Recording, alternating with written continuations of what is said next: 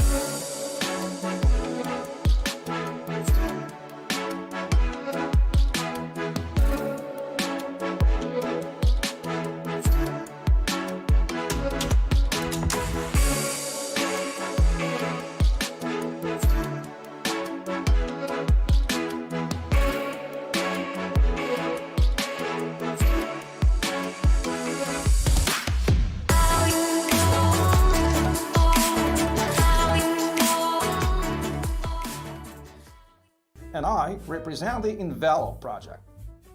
Many things have already been invented in the blockchain today. Tokens, smart contracts, platforms for creating your own coins, NFTs, exchanges for buying, selling, and exchanging all these blockchain resources.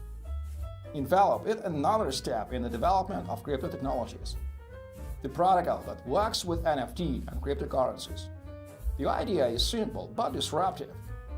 Let's assume you have an NFT, Bitcoin and Ethereum. Using the Envelope protocol, you can wrap the original NFT accompanied with several tokens. Technically, you get a similar NFT, but what is the breakthrough here? Once wrapped, the token has a number of additional features that were not available before. The minimal cost appears. It is provided with coins wrapped together with NFT. An asset wrapped with Envelope has a number of properties that allow the original author to receive royalties from the resale of that asset. Various rules can be applied to the wrapped token. For example, a lock period for unwrapping. It secures the asset till the determined moment or safeguards it from speculation during the hype period. At the same time, wrapped tokens can be transferred and traded. These are just some of the scenarios for using Envelope. NFTs become more popular, and the tools provided by Envelope expand the opportunities of NFTs utilization. Envelope. Make your NFT valuable. Just practical, no hype.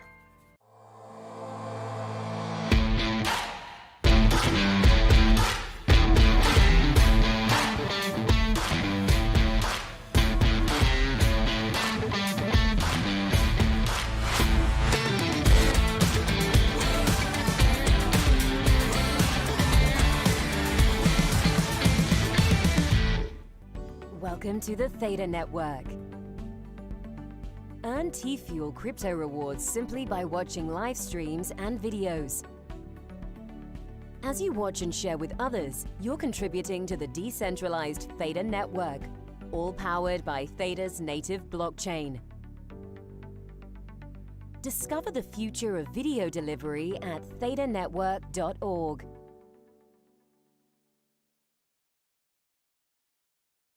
Hello everyone, this is the fourth day of our 5th anniversary summit, and here I am, Maxim Sukhanasik, host of the Synopsis Summit, co-founder and CEO of Colibri Group, Coindar, and of course Synopsis by itself. So as always, Synopsis events offers a complete immersion in the digital economy, decentralized finance, and NFT. During the summit, the next topics will be discussed. DeFi, NFT, IVO and Financial NFTs, the incredibly popular metaverses, play to earn and move to earn, GameFi, Esports, cryptocurrency exchanges, TA and trading, crypto mining and staking, and industry regulation. The official partner of the broadcast is Theta TV, and on the Theta Data Drop platform, you can get several collections of exclusive NFTs dedicated to the summit and become their owners. The NFT data was developed by the joint efforts of the Colibri Group, Data Labs, Coindar teams. So we continue to use and develop one of the first Data Pass implementations to access premium content for conference attendees via NFT. What does it mean? This means that every owner of NFT Synopsis can get a ticket of a special category Data Pass to unlock the premium features of the ticket, as well as access to premium contents and other options in the future. To do this, you need to have any NFT on Data Drop released by Synopsis and log into the Synopsis website in the appropriate section Ticket Data Pass. The summit is hosted by international blockchain consulting company Colibri Group and the leading cryptocurrency calendar market research platform Coindar.org. I would like to take this opportunity to add that now you can follow the events of the crypto industry with Coindar.org in a new Opera crypto browser. Download, use and enjoy the extremely convenient features implemented in the Opera crypto browser.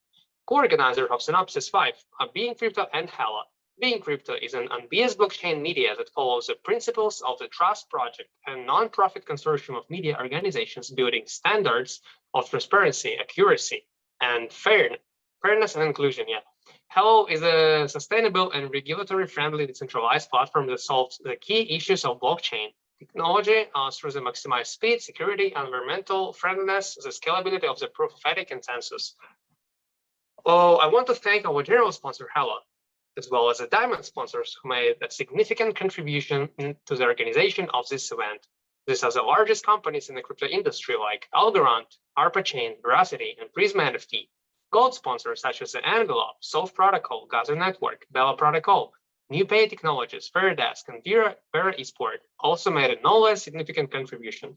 We express special gratitude to our dear friends and partners who also made a huge contribution to the implementation of this event. These companies are Theta Network, Theta Drop, and Theta TV, Blockchain, Binks, Sugarverse, Axmo, Axip, Musai, Holidays, and Mui. So we are starting the fourth day of the summit. Say hello to our first speaker, Dmitri Prokopenko, co-founder of Block Oracle Capital and BD at Era 7. His theme, Era 7, from launch to top 1 on BNB chain. Hello, Dmitri.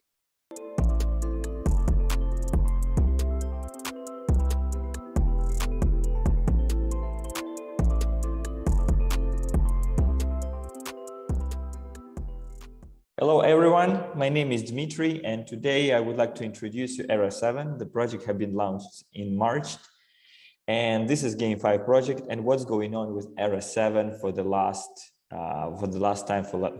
couple months. For those guys who have been following Synopsis, it's very nice. I really appreciate to be on the calls with Synopsis very often. We're not doing this first time. We are long cooperation teams together with them. And for now, I'm happy to stick with the same projects and same people cooperation in the long term. So for now, as I said before, Era 7, one of the most active games right now in the market. So GameFi not dead, is still alive. Despite the market is bearish, GameFi is doing pretty good. So right now I would like to share with you all data and all things what I have on my side. This data you can open and check by yourself. So a little bit analytics about the game called Era 7, Game of Truth. I'll share my screen. So you can see my screen over here. One moment. Yeah, I hope you can see my screen right now. And first of all, we'll jump to the website. This is Era 7 website, very beautiful website, where you can see different brief introduction about the game. Here are 2 smart contracts, audit from Armors, audit from Certic, a white paper, basically Android application already able to download from Google Play, so people can download from Google Play or download APK if they do not have Google Play. iOS will come out later, and PC is basically browser version. What's new? What's going on about Era 7? Before we jump into the marketplace, I would like to check the data on the BSC, and there is very good, nice update, which basically is a open data. We can see on BSC scanner, and we can open address. This is smart contract address of ERA 7, and here's ERA token. So what we can see is a dynamic positive result and stats on the holders of the token. So basically, this game do not promote themselves. They do not promote themselves for traders, but mostly for gamers. And these numbers are steadily growth from 9,000 right now to 16,000 in the last month. So it's like a 30% growth in 1 month. So I think we're gonna see this positive grow in the future close time. As far the community of ERA 7 is slowly and steadily grow. So basically they promote into different communities around the different countries. I think that redundancy rate is pretty high. So a lot of people stay and play this game. So another stats where we can see some people like this guy, Killed Master Mike, they shooting videos by themselves. They're making a channel, even there is not many subscribers, but they making video by themselves and explaining how they play in this game, which is pretty cool, and many people doing like this. So basically we go YouTube and play ERA 7, Game of Truth ERA 7, and we can see a lot of content, people in different languages, not only in English, in Russian language, in Portuguese, mostly Russian language. Actually, I'm really impressed. I think Russian speaking community is pretty big for ERA 7. And here we go. Here we can see a lot of different languages, like videos about ERA 7. This is very positive thing, because people making content, they play in a game. Another thing, we can see that positive movement on their community steadily grow. So back into the marketplace and back into the game by itself. Let's check how it looks like. So game by itself has own marketplace, but you need to have your own account to log in inside. And yeah, you need to have your own account to log in. Let me do it right now. And when you log into your account, you can see here is main marketplace, boxes, dashboard. Here is all stats and all on-chain data, MasterCard total sale, Battle Card total sale, NFT total sale, and transaction for 7 days. This is 24 hours, the 30 days. So you can see this data, and you can see this pretty good data, very nice, stable data for a long period of time. This is very important thing. Mining camp. What is mining camp? You basically can mine tokens with your own, you kind of mining with your battle cards. So how the game works by itself. There is NFTs on the marketplace. We can see master cards. With these NFTs, you can mint battle cards. So for example, one NFT like this one give possibility to mint like 100 battle cards. This is still sealed. We can see unsealed some kind of like this one. So basically, giving possibility means 70 battle cards. Right now it's 0. So when you buy in this very cheap price, 99 BSD, you can recharge it and it will be half. So 35 battle cards. There is ranking like commons of rarability, rare, epic, and legendary. So white cards is common cards, blue cards rare cards, orange it's a legendary card. So this is the most expensive cards actually. And right now the price is way lower than before. So you can buy it for 2,900. Before it was like 5,000. So it's also opportunity for some people, and here pretty much a lot of cards can be minted. But the problem, this one already have been recharged 3 times. So each next time recharge kind of expenses higher and higher. It's consuming some amount of GOT tokens. So we can see here 2 tokens, ERA token and GOT token. In-game token is GOT, governance token is ERA token. So where we are using, where are we getting? We're getting from mining our ERA tokens and from farming. Here is farming. And APY is about 100. I need to connect my wallet to see the stats. Give me time, please. Let's do like this. Let me connect to my wallet.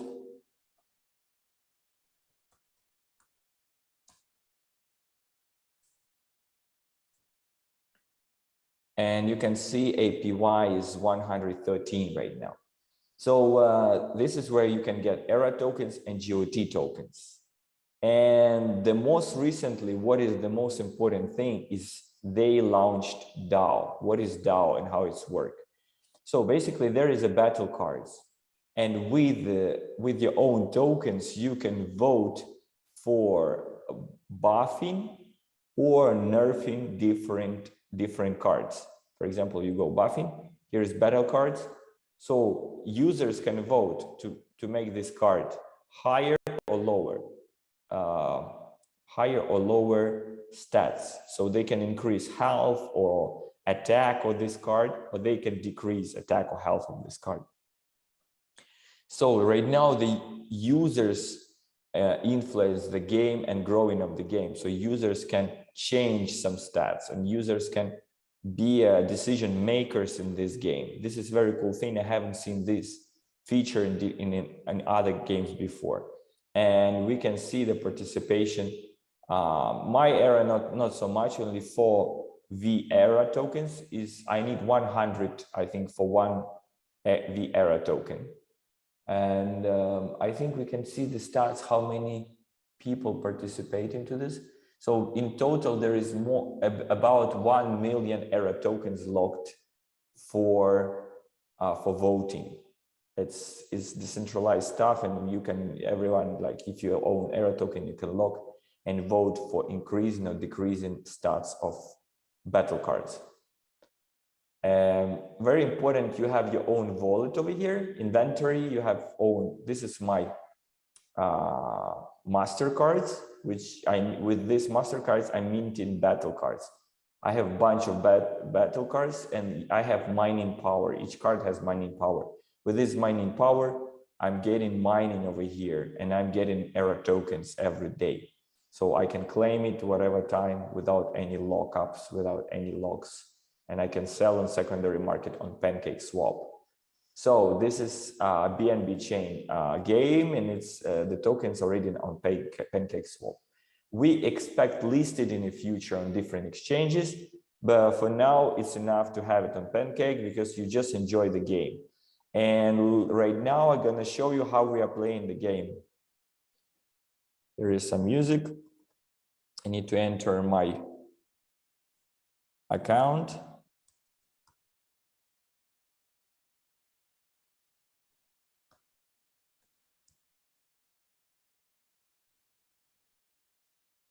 Oh, sorry.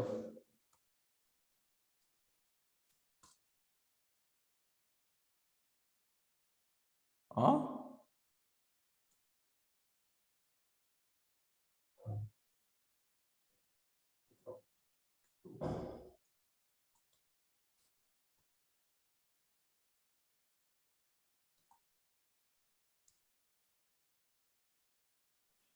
All right, so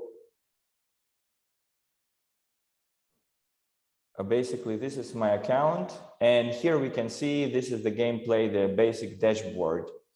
On this dashboard you can see different things. So we are the most excited to play in a ranking match. I am pretty high in the ranking. I am playing on daily basis. I'm very excited about this game, and this like logic strategy game. My ranking right now 109. I'm unlucky guy. I've been in top 16 in the past, but right now I drop in the rank to less, like out of 100. Before ranking match, if people just started, they need to pass quick match like 5 games, 5 to level 5, so they can understand how the game works. The most important thing, you have decks. You can design your decks by yourself over here with the different races. We have 7 races, and from 7 races, we can pick 2 races to design one deck, maximum 2 races. So you can see my deck here is Pirates and Zen Valley. So here are 2 different logos. So I call this deck Zen Pirate. It's pretty high ranked deck, and I think I will stay in top 100 for in the future, because I have been invested in this game pretty much.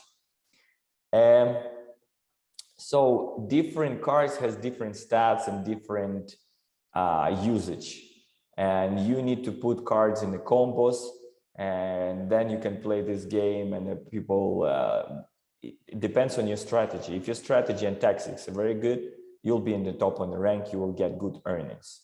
This game is based on win to earn techniques. So you need to win to get earnings. So right now I want to show you how it works.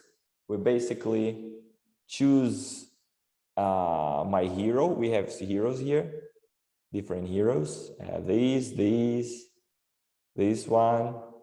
I'll pick the first one. And I pick this one card, and we'll see if I like it to win someone. So match rank is basically arena. It's searching for me some equal or kind of my level opponent with whom I'm gonna play. I reduce this one because I have only 2 mana in the beginning, and these cards consuming 2 mana, so I can use only these cards in the beginning. And for future, these cards are not so important for me right now.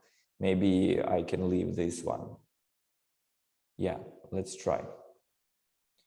All right, I have pretty good balance for the begin, so I will put this card over here.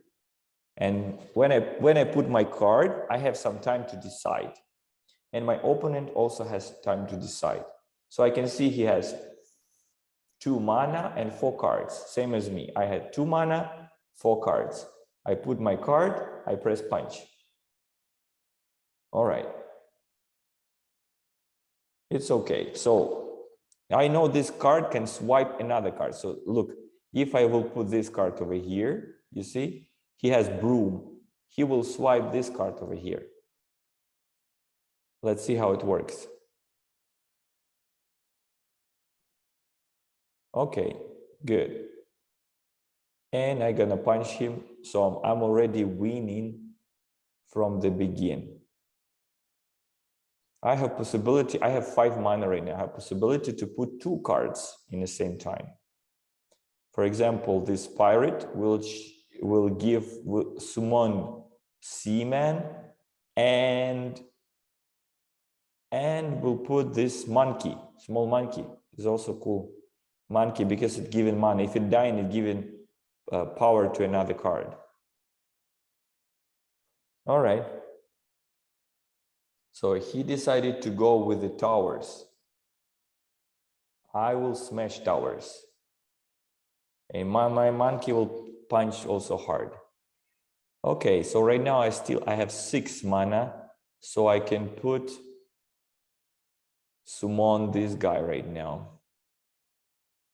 Okay. And I will press punch. I'm basically winning right now because I got more cards. He didn't kill my cards from the beginning. So I have more chance to win for future. I'll put the tree. This tree has a lot of health, but it do not attack, but it gives possibility to protect my base. And I think for now, or maybe not 3. For now, I will use this one. This is very cool card, very strong, hitting hard. I'll put him behind. 1, 2. You see, he has 11 health. I have 40 health, and I'm basically winning. And I'm about to win this battle for now. Yeah, basically, I almost win this battle. Yeah. So basically, battles like this. If you know how your cards works, so you know how to attack your opponent. And we can see I got some reward, 2.5 GOT token, which is the price of the GOT token is right now 10 cents. Not much. I need 10 wins, like 10 tokens is like 2. You can calculate. So basically, we can battle one more battle to show you how it works. I have different cards over here, for example, like this, different races. You can design whatever different amount. This is my strongest race, and we can try one more battle. And this game is cool because there is opportunity in future for guilds to cooperate with the players. So basically, you can rent out your account. You don't need to rent out your blockchain account, but you can rent out your account in game, and people can play and share profit with you. So there is room for guilds to cooperate with Era 7 and bring more users, and they also can launch a scholarship programs, which can be very nice, very cool opportunity for growth. Oh, I have been playing with this guy. This is a strong player. I've seen this name before. Maybe he's gonna win. We'll see. This card is very nice because it gives possibility to share. It's very good in playing a combo with this card. These two cards playing in combo, very nice. Okay, he decided to hit me over there. Okay, on another row. I will do like this. I'll put this guy with the broom, so he will erase this guy. No, it didn't work. He put, yeah, this card is very strong. So I don't have pretty much chance right now. I have a problem right now. I have 4 spells and he has 1 guy, and I cannot put someone in front, so he will hit me hard over here. So what should I do? I need to empower my cards in my side. Yeah, there's a high chance to lose right now. Look, he will double hit. I will just lose right now, just immediately. Look, very good player. This was very good game. I defeated. Nice. So that's what I would like to show you about the gameplay by itself.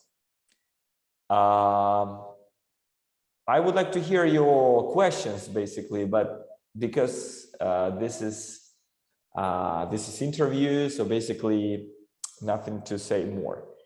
I think this game will have very big future in future. One more thing I would like to show you is stats on Dep Radar. Very important to see rankings. So we pick in rankings of Dep Radar. Let me increase it a little bit. Yeah. So we choose in BNB chain, and it should be games. If we choose BNB chain and games, we can check the data. Era 7 game of truth, number 3, and basically have steadily and very nice stats on growth. So top number 3 on Binance chain for long period of time. Overtake many cool games have been have been Tiny Worlds, Fit and Arena, they have been very popular in the past.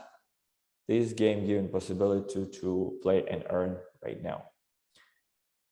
Guys, you can check by yourself, have a look. If you like it, please subscribe on our Telegram, on our Twitter, which you can find on basically on our website. So you can find all these things over here.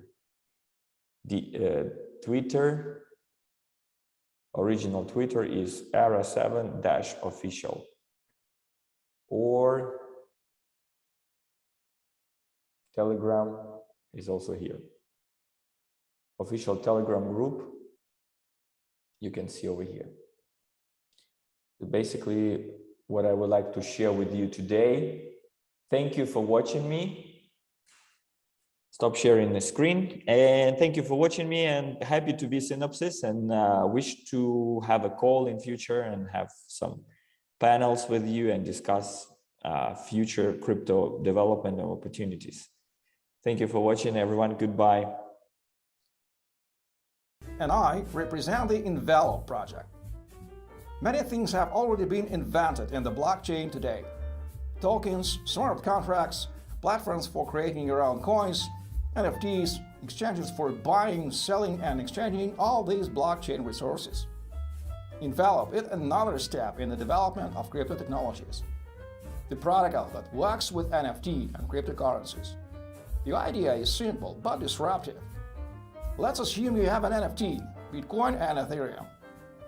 Using the Envelope protocol, you can wrap the original NFT accompanied with several tokens.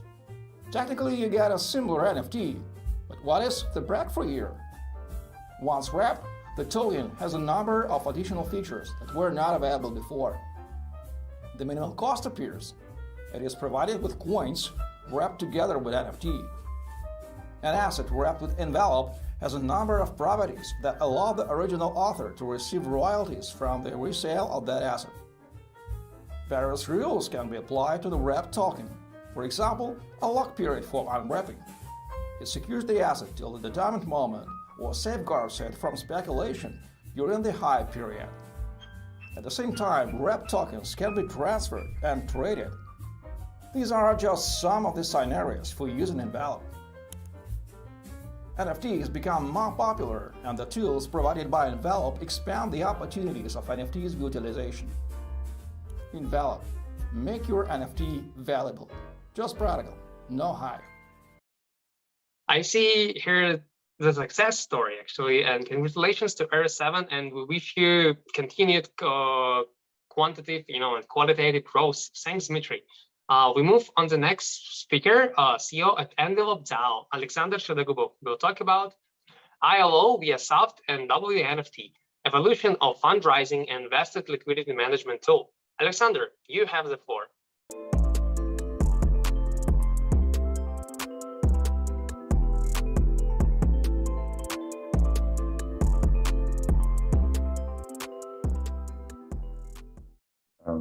Hello guys, Maxim, thanks for inviting me to Synopsis event. Here I will tell you about new tool for simplifying relations of VCs and startups, also a kind of evolution of token sales. And my name is Alex, I'm CEO of Envelope DAO, and here is our tool on the deck. So we are creating a cross-chain tool, which gives NFTs new functionality, a kind of functionality layer for any NFT from the market we can do. And upon our solution, we've built this tool for VCs and startups. So in general, here are our main achievements for the year past of our fundraise. So we've executed 12 implementations. We got 5 grants from chains like Near, Harmony, Swarm, and Polygon as well. We have been supported by more than 20 VCs. Among them, we got tier 1 companies as well. And upon our product, we have delivered 6 different solutions as well. Here are our main backers. You may see well-known companies. Among them, of course, is Animoca Brands, which we saw to be one of the leaders of emerging NFT market and especially GameFi market. Our lead investor, Waterdrip Capital, LD Capital, and many other well-known names you see here. So we are working on a kind of concept of microDAOs. So we create different solutions. Each one can be used to create such a microDAO. First, our tool was the app for B2C users, where they can use absolutely any NFT from the market and enrich it with new functionality. Then we released Wrapped NFT Launchpad. We used it to sell our tokens with vestings on prices of for VCs, as we did for our community before our IDO. About 1 week prior to our IDO, we made this. And then we offered to our community farming solution. It is also based on Wrapped NFT mechanics. Here we can stake tokens and get back Wrapped NFT and use this Wrapped NFT to farm rewards and get our staking back. The main advantage is that this Wrapped NFT is a tradable asset and you can easily resell it on the market without claiming, because sometimes farming pools are limited on the number of stakers. So it's a real convenient tool. And also I will focus during this speech about SAFT Wrapped NFT, and this is a B2B and B2C solution. Here we can simplify relations of startups and VCs, where a startup can wrap their tokens into NFTs and deliver it such way to their contributors to make it more automated. And also we got a marketplace of our partners, Scotch. It's built upon our protocol and it lets any owner of Wrapped NFT to resell it in a convenient way, to filter it and find the best options they need. Wrapped NFTs are also easily tradable on any marketplace, like it could be OpenSea or Rarible, because they are still 725 or 721 and 1155 format. But on Scotch, it's more convenient. In general, what we have when we say about Wrapped NFT, we take original NFT and wrap it with different assets and smart settings, or we just can use original NFT, use a Wrapped NFT as original one. So we just put tokens and wrap them. And so we got this Wrapped NFT as original. And when we unwrap it, the outer layer is deleted and there remains only the contents of the vault, which was created with tokens, native coins off chain, and smart conditions. In current version of protocol, the main conditions you can set up when you, for example, created your wrapped NFT from original one, you put different assets, it could be different tokens and native coins. Then you can simply lock it on time, for example, 1 year, and during this 1 year, it's impossible to get the contents of such wrapped NFT. Or you can create an event lock. It can be on-chain event or off-chain event, where we can use oracles to trigger them. Value lock, for example, we can set up that our NFT will grow in price on every transaction. Our protocol will charge a part of sell price and put inside the NFT and increase its value. And until it achieves the number we have set up, it's impossible also to unwrap it. We can make NFTs untransferable. For example, if we need to use it like an ID or special right in our product, we can limit double wrappings of NFT. And also useful thing, we can set up on-chain royalties. There can be multiple addresses. So on every transaction, these addresses will receive a part of sell price.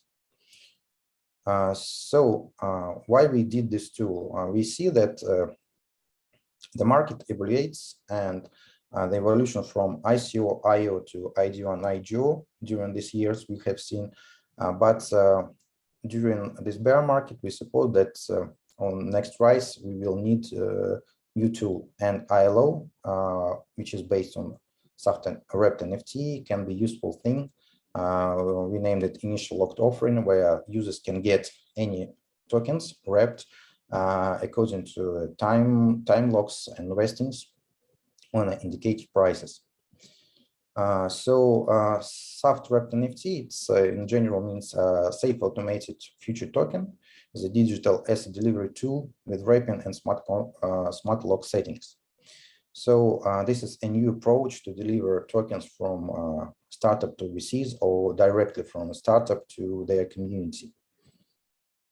Main advantages for a startup is that it can increase fundraise value because we've talked to VCs, about 50 we have talked to, and they confirm that if they have such a tool, for them it's more easier to invest because they have more financial freedom when they got tradable wrapped NFT with locked tokens, so they can resell it before vesting periods on secondary market, as it's also a kind of common practice in traditional venture capital market when they can resell shares before listing on the exchange.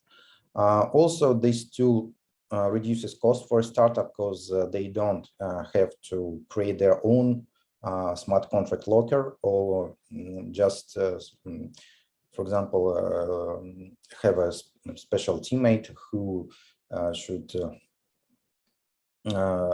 be in connection with VCs and deliver tokens according to the time that they have set up for vestings. And also it protects from dumps on the market because tokens are wrapped inside NFTs and they cannot be sold on an exchange, only inside a wrapped NFT as a bench of assets. And also it will help to attract new audience because the new tools are on our market are very desirable by audience. First ever deal with use of SAFT wrapped NFT was executed with Animoca brands in October. There we delivered our own tokens in 7 wrapped NFTs according to our time locks. And then after we searched the market and found that creating an application for the whole market will be desirable and liked because we had very positive feedback from Animoca brands on this too. If we compare this method of delivery with smart contract locker and mechanical transfer, so the main advantage is that it's cheaper, it's easier. You transfer tokens all at one move in all wrapped NFTs. So, for example, you cut the risks where you can, for example, forget to deliver tokens, or there could be some friction between you and the VC. But technically you deliver tokens all at once and you execute all the conditions of the SAFT at the moment you deliver in NFTs. And so it also will give you more protection in future from 1 or 2 years. So sometimes you think it's not possible, but frictions can happen between VCs and startups. The process looks simple. You go to our page of the app. There you will need NFT tokens. These NFT tokens will be wrapped. You will get a wrapped NFT, and thus you will be given a subscription for 1 month during which you can wrap absolutely any tokens into NFTs. In 1 move, for example, you can wrap up to 50 NFTs. It could be 1155 or 721 format. In upcoming versions now we work with 721 format. And then you can deliver this wrapped NFTs to a VC or directly you can mint it if you know the addresses. So for the VCs for whom you mint directly to them. Also, in some cases, it would be more convenient to wrap not a single NFTs, but create a kind of a box which contains inside multiple NFTs according to time locks, or make it layer by layer like a Metaverse style. So it's all up to your negotiations with VC. And so here are our contacts, and feel free to communicate. We are always open, and we see big interest from the market, and it would be nice if you join and use this tool as well. And I represent the Envelope project. Many things have already been invented in the blockchain today.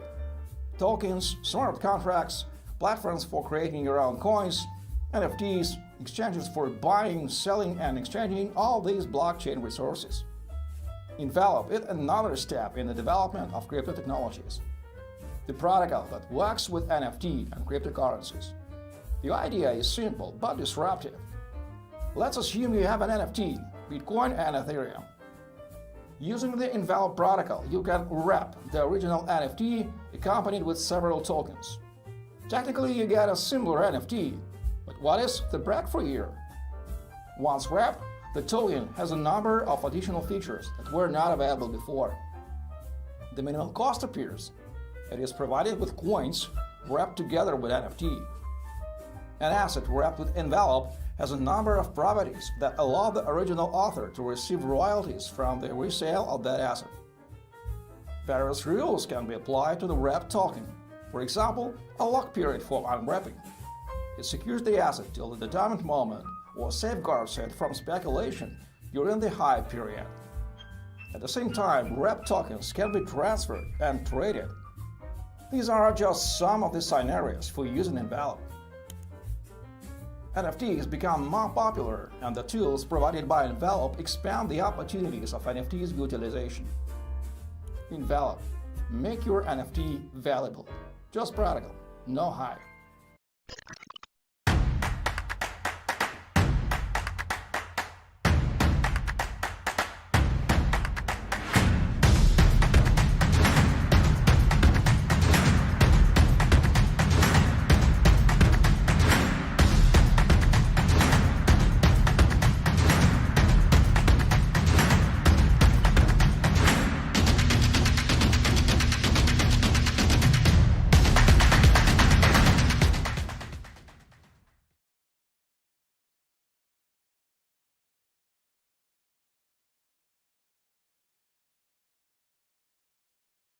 The evolution of offerings in the blockchain industry doesn't stop. You just heard about another new format, initial liquidity offering. Thank you, Aleksandr. It was really informative and interesting. In the meantime, our next speaker is already ready to speak. Meet Vlad Mustiata, CTO at VAM APP, CTO and co-founder of bman.ro. Topic, the multiverse of feature to earn. You have the floor, Vlad.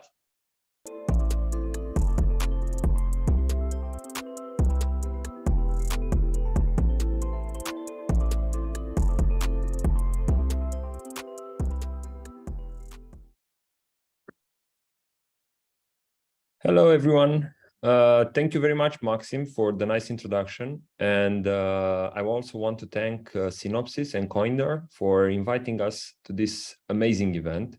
Thank you very much. I would like to start with a little history lesson. The emergence of Bitcoin democratized the way money was produced and basically laid the foundation for the ownership of value in a new revolutionary way using only the internet. Basically, the money has become decentralized, permissionless, neutral, borderless, and of course, censorship resistant. Bitcoin was created as an alternative to fiat money. So Bitcoin is the opposite of the current fiat money system and gives you an alternative. And that's to be the owner of your own life. Then Ethereum brought the ownership democratization to the next level by giving people the opportunity to develop and use applications that have the same properties that Bitcoin has. And that's as I said earlier, neutral, permissionless, borderless, censorship resistant, etc. Ethereum gave everybody the tools to code programmable money. And this, again, brought new possibilities on the internet. And that's how DeFi was born. Decentralized finance, or DeFi, comprises of all the applications on the blockchain that manage the user's financial assets. Thereby, the cryptocurrency domain went beyond speculation. And now DeFi, with DeFi, users can solve real financial problems without using legacy centralized finance. And all these applications are governed and led by communities from all over the world through voting and open source software development. And a big percentage of these communities are DAOs. With new DeFi possibilities came a new way of governance. And in my opinion, the emergence of gaming in this industry was a natural step in the development of the gaming industry. And this is how the GameFi was born. The GameFi world is a mix of game and finance, and it basically represents the gamification of financial systems to create profit from playing crypto games. NFTs are the technological support that help you own unique items in the blockchain, from characters, lands, avatars, badges, and many more. The gamer and the Bitcoin owner have the same desire. All they accumulate to be owned by them and only them.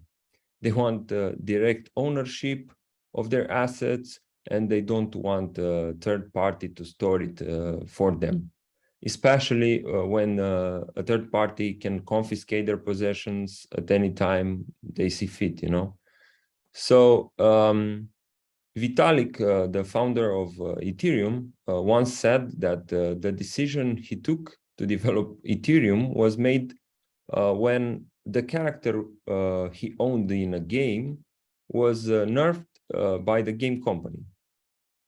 So in the process of building a successful gaming platform and working on WAM, we found out that two main things are critical: the marketing, which brings new players, and the development, which means that the developers that build games and maintain them.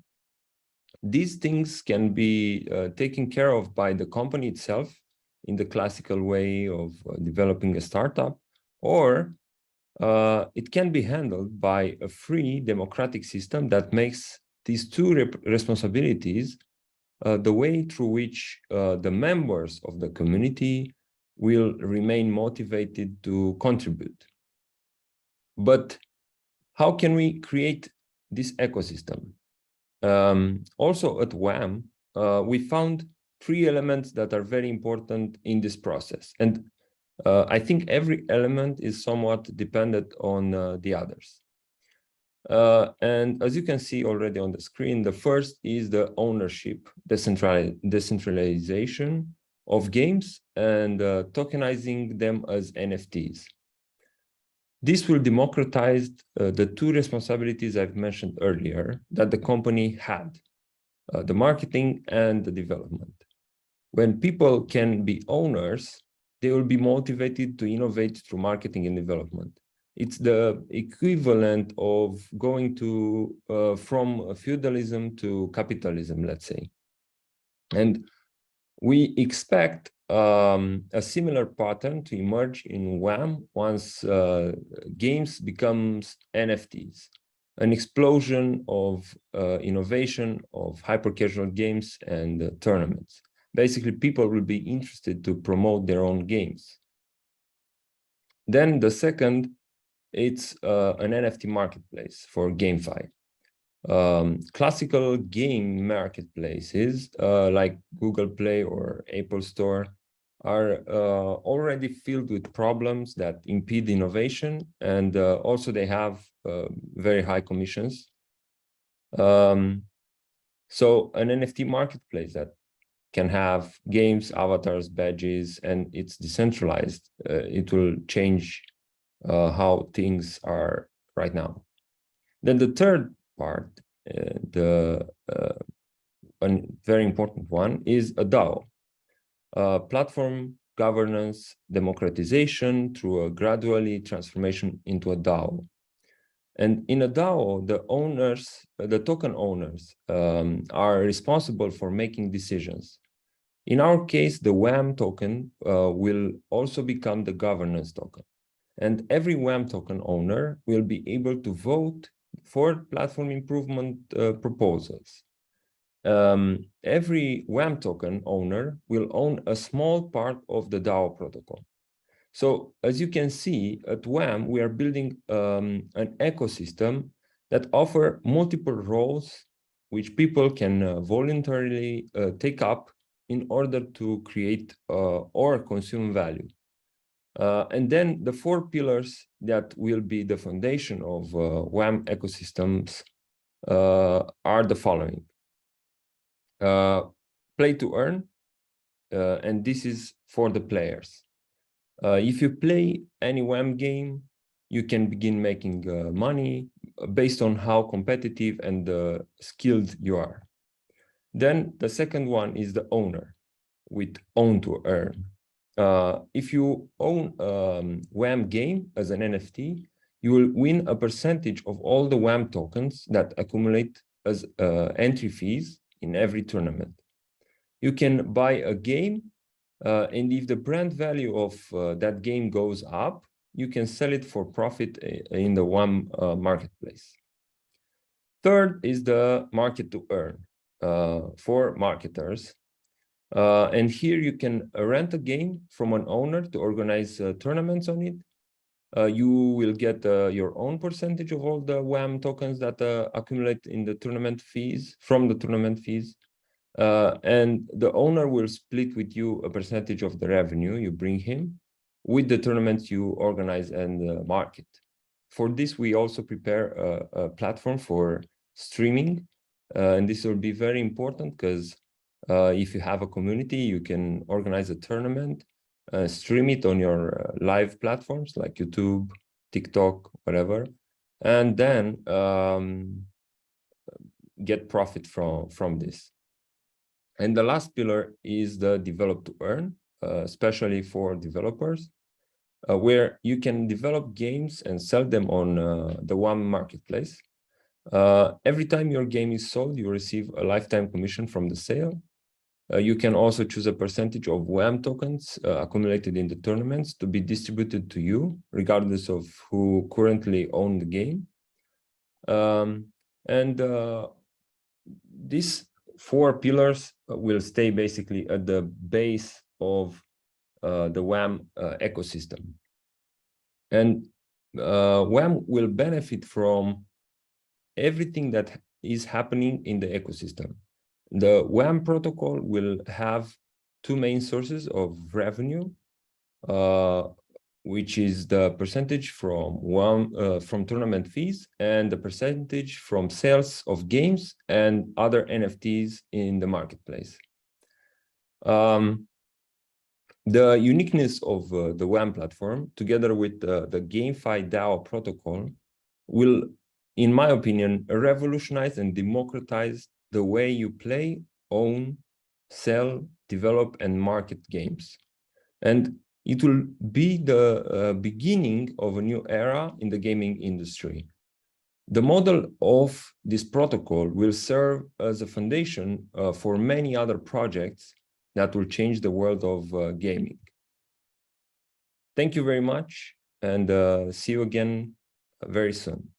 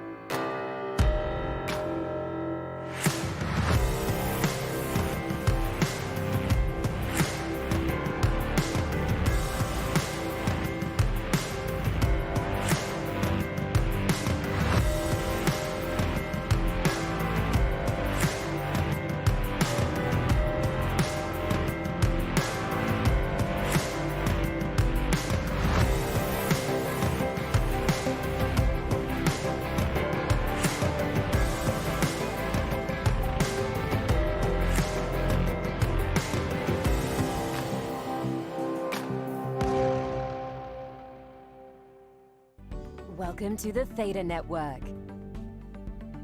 Earn T-Fuel crypto rewards simply by watching live streams and videos. As you watch and share with others, you're contributing to the decentralized Theta Network, all powered by Theta's native blockchain. Discover the future of video delivery at thetanetwork.org.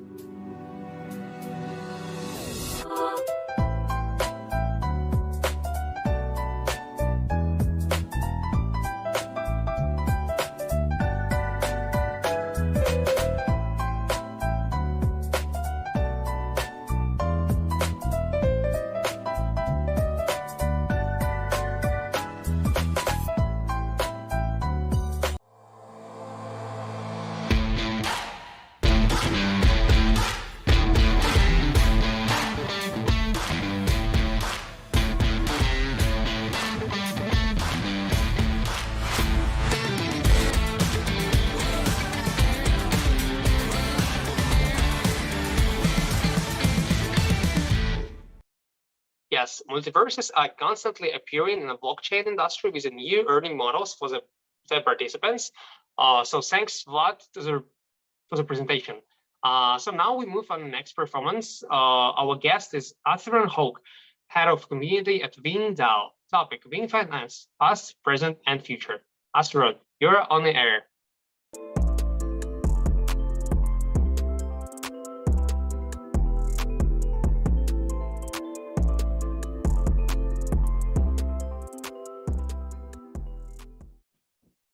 Hello, thank you for the introduction, and thank you for Coindar and Synopsis for having Wing Finance here today. It's really great of you to invite us. I'm Atherton Hoge, talking to you about Wing Finance. Just going to give you an introduction to who Wing Finance are, what we do, and why you should check us out. So Wing Finance essentially is a protocol that allows you to lend and borrow digital assets. We run 5 flash pools across 4 chains. We also have an inclusive pool and an any pool, and I'll talk a little bit more about them later. But essentially what we look at is over-collateralized lending, but also enabling people to use under-collateralized lending as well, using credit score systems. We work on a very innovative and very safe risk control mechanism to make sure that people are well protected against fluctuations in the market as well. In terms of our project highlights, one of the big things we do is support cross-chain collaborations. As I say, we're on 4 different chains, enabling people to take out loans and supply lending on a variety of different platforms. And also we are a DAO, so we're a decentralized autonomous organization, and we encourage people to take active governance decisions to discuss what governance is and vote on those different things. One of the big things we're really proud of is our risk control mechanism. So we make a big effort to keep users and suppliers as protected as possible against the volatility in the market. And we make sure that this is beneficial not just for borrowers or creditors, but the guarantors as well via the insurance pool. And I'll touch on the insurance pool a little bit more later as well. And even in this current market with a lot of volatility, we've done a very good job of protecting users against that volatility. We use the credit scoring system to allow people to bridge DeFi into traditional finance as well. So the idea is that you can generate an O-score, a scoring mechanism that looks at your credit rate worthiness, and then you can actually take loans out in a lower collateralized manner. And so our mission really, I guess, is very simply put, it's about enabling more people to access that DeFi space. It's about removing those barriers to participation for people. And that's why we find that the move towards decentralized credit systems is very important as well. And that enables us to link some of the more traditional finance alongside DeFi. Launching in 2020, Wing started relatively recently, but also long enough to see different stages of the market and actually develop the product quite nicely. And we launched on the ontology chain in the first instance, and then we added the inclusive pool to look at under-collateralized lending as well. Shortly afterwards onto the Ethereum chain to offer more options for people. And then we launched something called the AnyPool as a way to try and bring more variety to the sort of assets that could be used to collateralize borrowing and lending. And I'm going to talk about the evolution of the AnyPool a little bit later on as well. More recently, we launched the OEC pool, followed by the BSC pool, and then the Ontology Ethereum virtual machine launched, and we were the first lending platform to arrive on the Ontology Ethereum virtual machine. And lots of achievements in the time that Wing's been around. As I say, launched on the 4 chains, 5 different flash pools, 68 assets altogether supported, and we're constantly looking at trying to improve that. The AnyPool is going to be developed in a really exciting way that I'll touch on. Highest TVL touched in at 375 million, and we also launched our own stablecoin with OneWing, later on upgraded to OneWing version 2.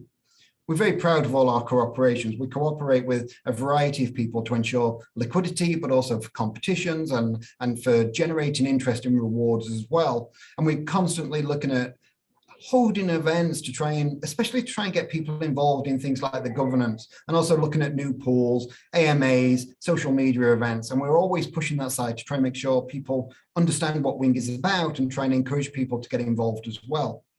We have a Wing asset risk model, which was also recently updated, and that is really used to ensure that safety on the platform. Let's say all those achievements, they all came about because of the DAO. The Wing DAO votes on all the changes we make. It votes on all the things we add. So if we add a new pool, if we add new assets, it goes through the actual governance process. We have an active forum, and we encourage people to use that forum as much as possible to discuss latest developments, things that they would like to see change, new partnerships we could get involved in. And once it's gone through a series of discussions within the forum, then eventually, if it's got enough traction, if it's got enough support, we can actually move that into a proposal to be voted on.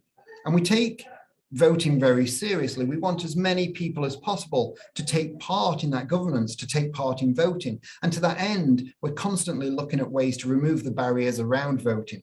And so recently we launched our own voting DApp on the Onto wallet to make it as easy as possible, so people can now take part in governance, not just on their laptops, on their desktops using the internet, but they can also now pick up their mobile phone and take part in the governance voting. And that is really important to us to make it barrier-free for people, accessibility. And that's something that really underpins what we do at Wing. We try and make not just the DeFi accessible, but the DAO as accessible as possible as well. And underpinning all of that is the Wing token. And so the Wing token is 5 million once it's fully minted, and then it's used in governance. So you need the token to cast your vote and to take part in governance, but also it's got application as an incentive to lending and borrowing. And so you can lock up your Wing tokens if you take a loan out, and that can earn further rewards because you've locked up Wing tokens. It's also distributed as a reward for lending as well. Further to that, it's actually used in the insurance pool. The insurance pool is there to protect against these black swan events. If something happens, high volatility in the market really means that there's loans that are under collateralized, even if they were liquidated, would remain under collateralized. Then the insurance pool is there to protect lenders against that problem.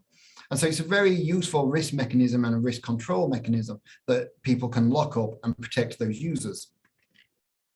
And so looking in the future, where does Wing Finance go from here? And the changes we've got planned are around those 3 different types of pool we have. We have the flash pool, the inclusive pool, and the any pool. And all 3 of them are seeing iterations moving forward to improve the user experience, to improve the platform, but also to change some of the things we can do and improve them. And so the flash pool, as I say, 4 chains with 5 different pools already in there. And we're constantly looking at the interest rate model and thinking about the insurance pool to try and make it as useful and as user-friendly as possible. And some of the things coming up on that, and you'll see these in the DAO discussions as well. And so this is really important on how the DAO operates, because the conversation is, how do we make this work in the best way we possibly can? And so one of the things we want to do is, can we improve how the insurance pool works? At the moment, if you lock up your Wing on an insurance pool, you will lock it up for 72 hours. You will earn about 30 to 35% on average APY. And But what we want to do is see if we can make it possible for people to lock up for longer time periods. Can we incentivize that? And can we change the way insurance pool works to make that more attractive to people? On top of that, we're always looking at new chains. At the moment, we've got Carver chain in testnet, and that'll be going live as soon as possible, but also adding new assets, whether they be long tail assets like liquidity pool tokens or extra stable coins underpinning that ecosystem. And as I keep saying, access and lack of barriers is really important to us. And so one of the things in discussion at the moment is, can we make it easier for people to liquidate their own collateral or repay their own collateral in certain ways, or even swap between their collateral positions and make it just easier for people to get involved and manage their position in a much more effective way. On top of that, we're constantly looking at optimizing that wing incentive distribution model. How do we make it as fair as possible, as egalitarian as possible, and actually serve the people using the platform as well as possible? And so lots of developments around the Flash pool. On top of that, I think even more excitingly is what's happening with the inclusive pool. And inclusive pool is looking at going to version 2.0 and really getting on top of the under-collateralized and unsecured lending market. And this will place Wing right at the forefront of that market once more in terms of enabling people to access finance with lower collateralization or even unsecured lending. Some of the difficulties around that remain problems around KYC and such things that form barriers for people. And so Wing Finance are constantly speaking with Ontology, for instance, to talk about their digital identity solutions in the form of OntID, but also their O-score solution in terms of decentralized credit scoring. And so we're looking at ways to try and bring the inclusive pool to more and more people and offer greater options and greater flexibility to that market. And right now, right at this moment in time, we're looking at NFT lending on the AnyPool. So enabling people to actually collateralize their NFTs, to lock them up in a lending pool, and then free some of that liquidity in that. And of course, that will, in the first instance, support some of the real top-end NFT projects, things such as your CryptoPunks and your Bored Ape yacht clubs. And what this does is there's a lot of value locked up in NFTs, and people hold them for several reasons. And the AnyPool then will allow people to actually free up some of that value and make their position more liquid than it otherwise would have been. I think this is a really great innovative movement from Wing Finance, actually using that AnyPool to allow NFTs to take part in decentralized finance, and will bring more and more people into the world of decentralized finance via the NFT pathway. We're around on several social media channels, and you can always contact us. We're always around for a chat. We always enjoy hearing from people. Our Telegram community is super friendly. Everybody's on there. We'd love to talk to you. Just pop in and say hello. We can point you into the right direction for getting involved in DAO governance, and we can point you to some nice little helpful articles to get you involved and get you started in Flash pools. We're also on Twitter, very active on Twitter. We have Twitter Spaces on a regular basis, and we have lots of competitions launching on there. And then lots of information regarding things like the latest roadmap, but all sorts of other articles are available on Medium. And as I said earlier, we're very proud of our partnerships. We work long-term for long periods with several people who have supported us throughout our journey and continue to do so. And we continue to looking at with those people to work on making sure we keep liquidity and offer lots of opportunities around competitions and ways to get involved in the Wing platform. So thank you to everybody there. Once again, thank you to Coindar and Synopsis for allowing us this platform to talk to everybody. And I look forward to seeing you all over at Wing Finance. Thank you very much.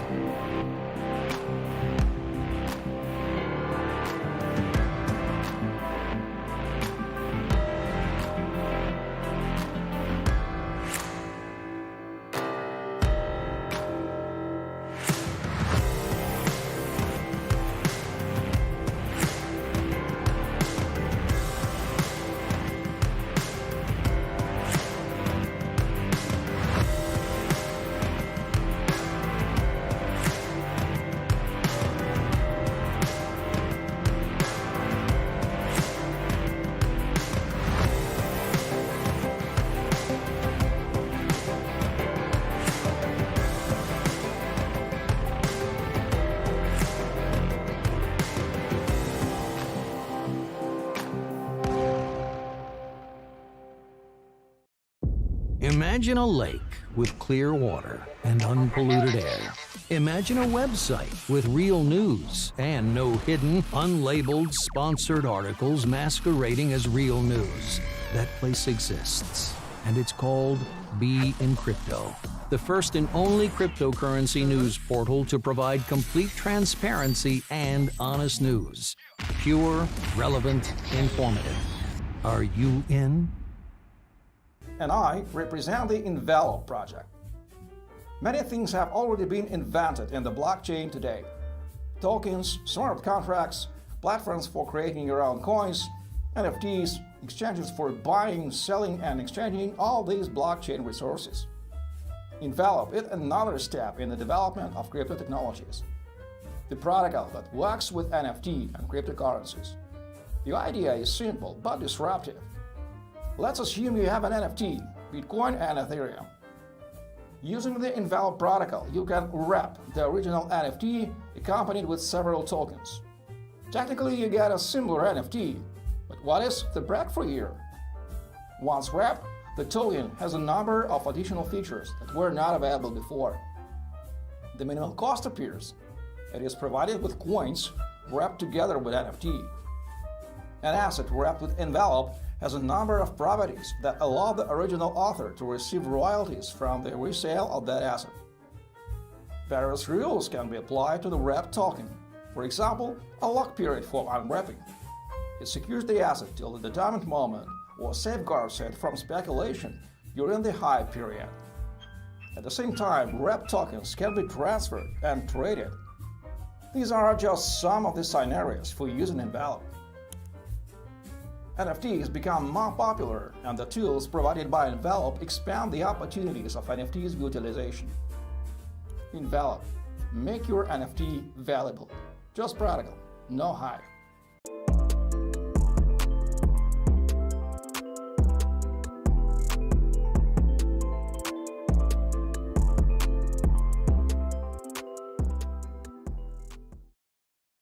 Hello, everyone. Here's Maxim Sukhanasik. I'm co-founder of Synopsis and Coindar.org.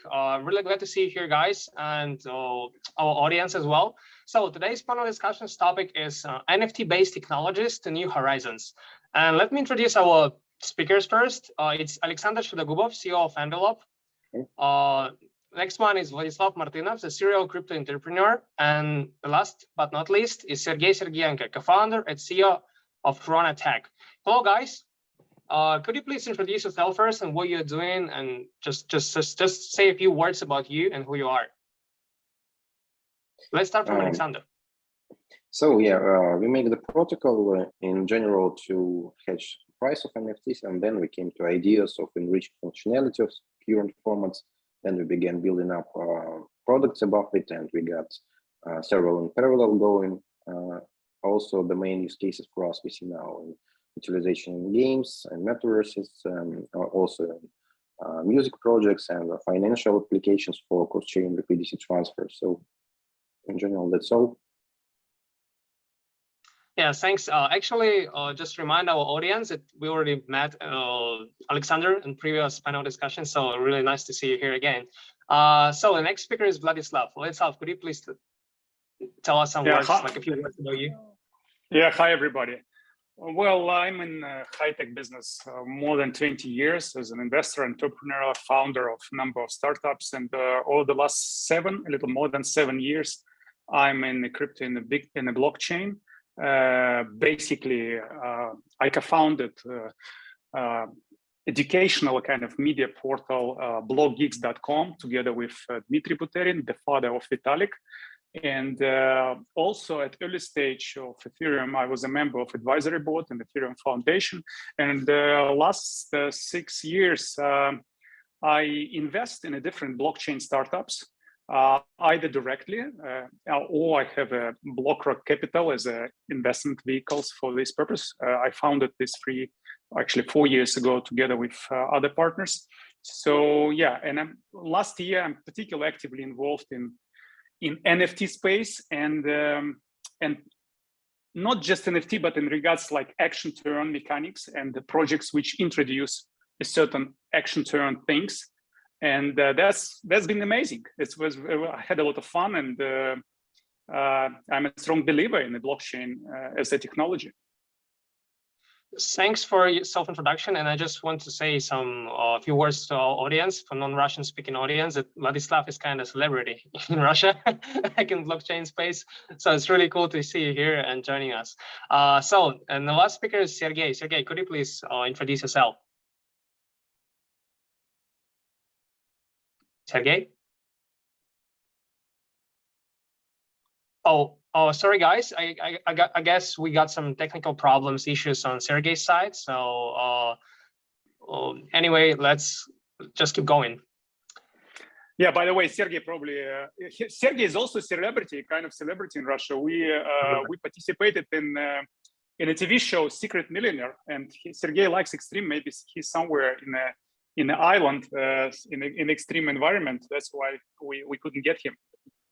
Pretty interesting. Who knows?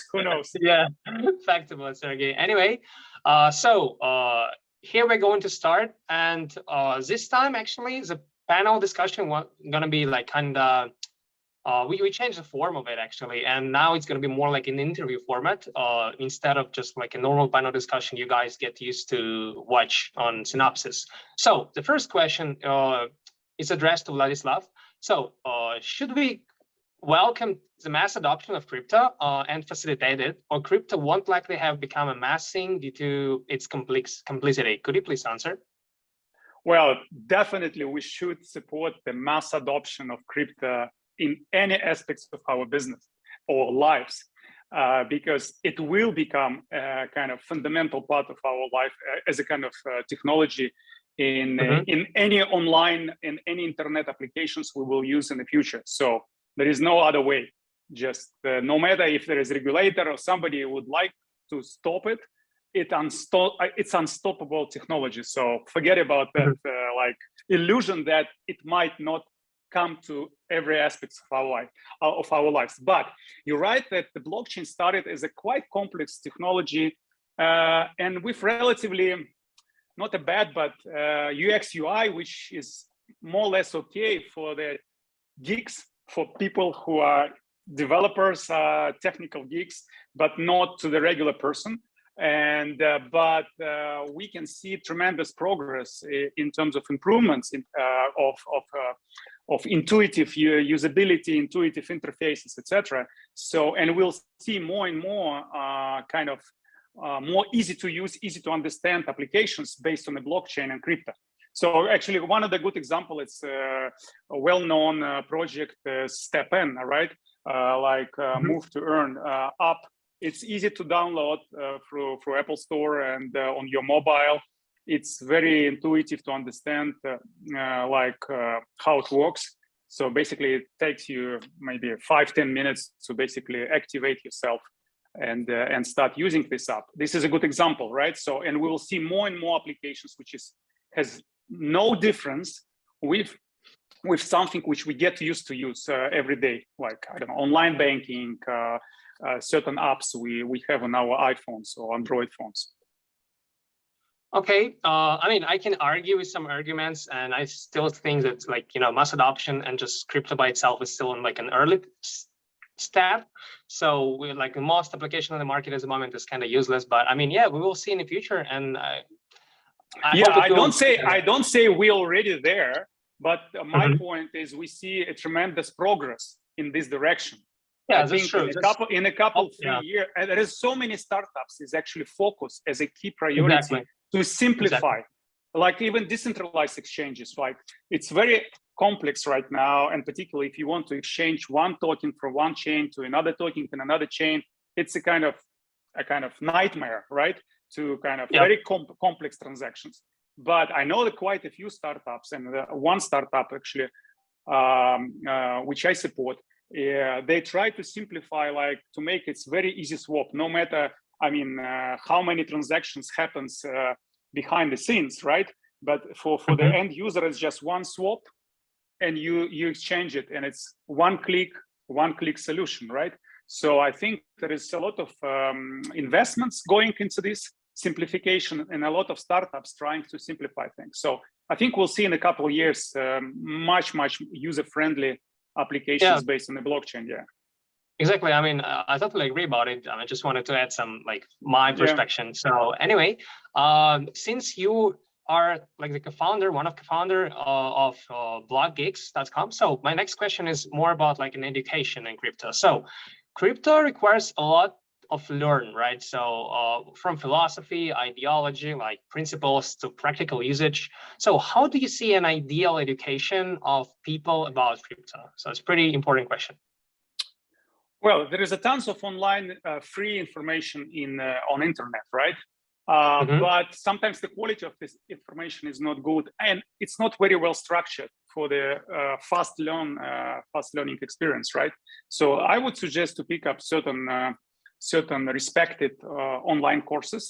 Anyway, if you're just a beginner, you definitely need to understand how it works. You need to understand the fundamentals, and then you will be able to invest in the proper assets or to create the proper applications if you want to create a certain solutions. But yeah, you pick up the right online course first. Second, just online education is not enough in our space, because every month there is so much innovation happens. There is so many new things brought to the market. So you need to stay connected, to the industry. And that means you need to be connected to the certain Twitters, Discord groups, and information sources. Again, respected sources, because there is a lot of let's say also low quality data, low quality content, right? So or misleading so you need to pick up the source quite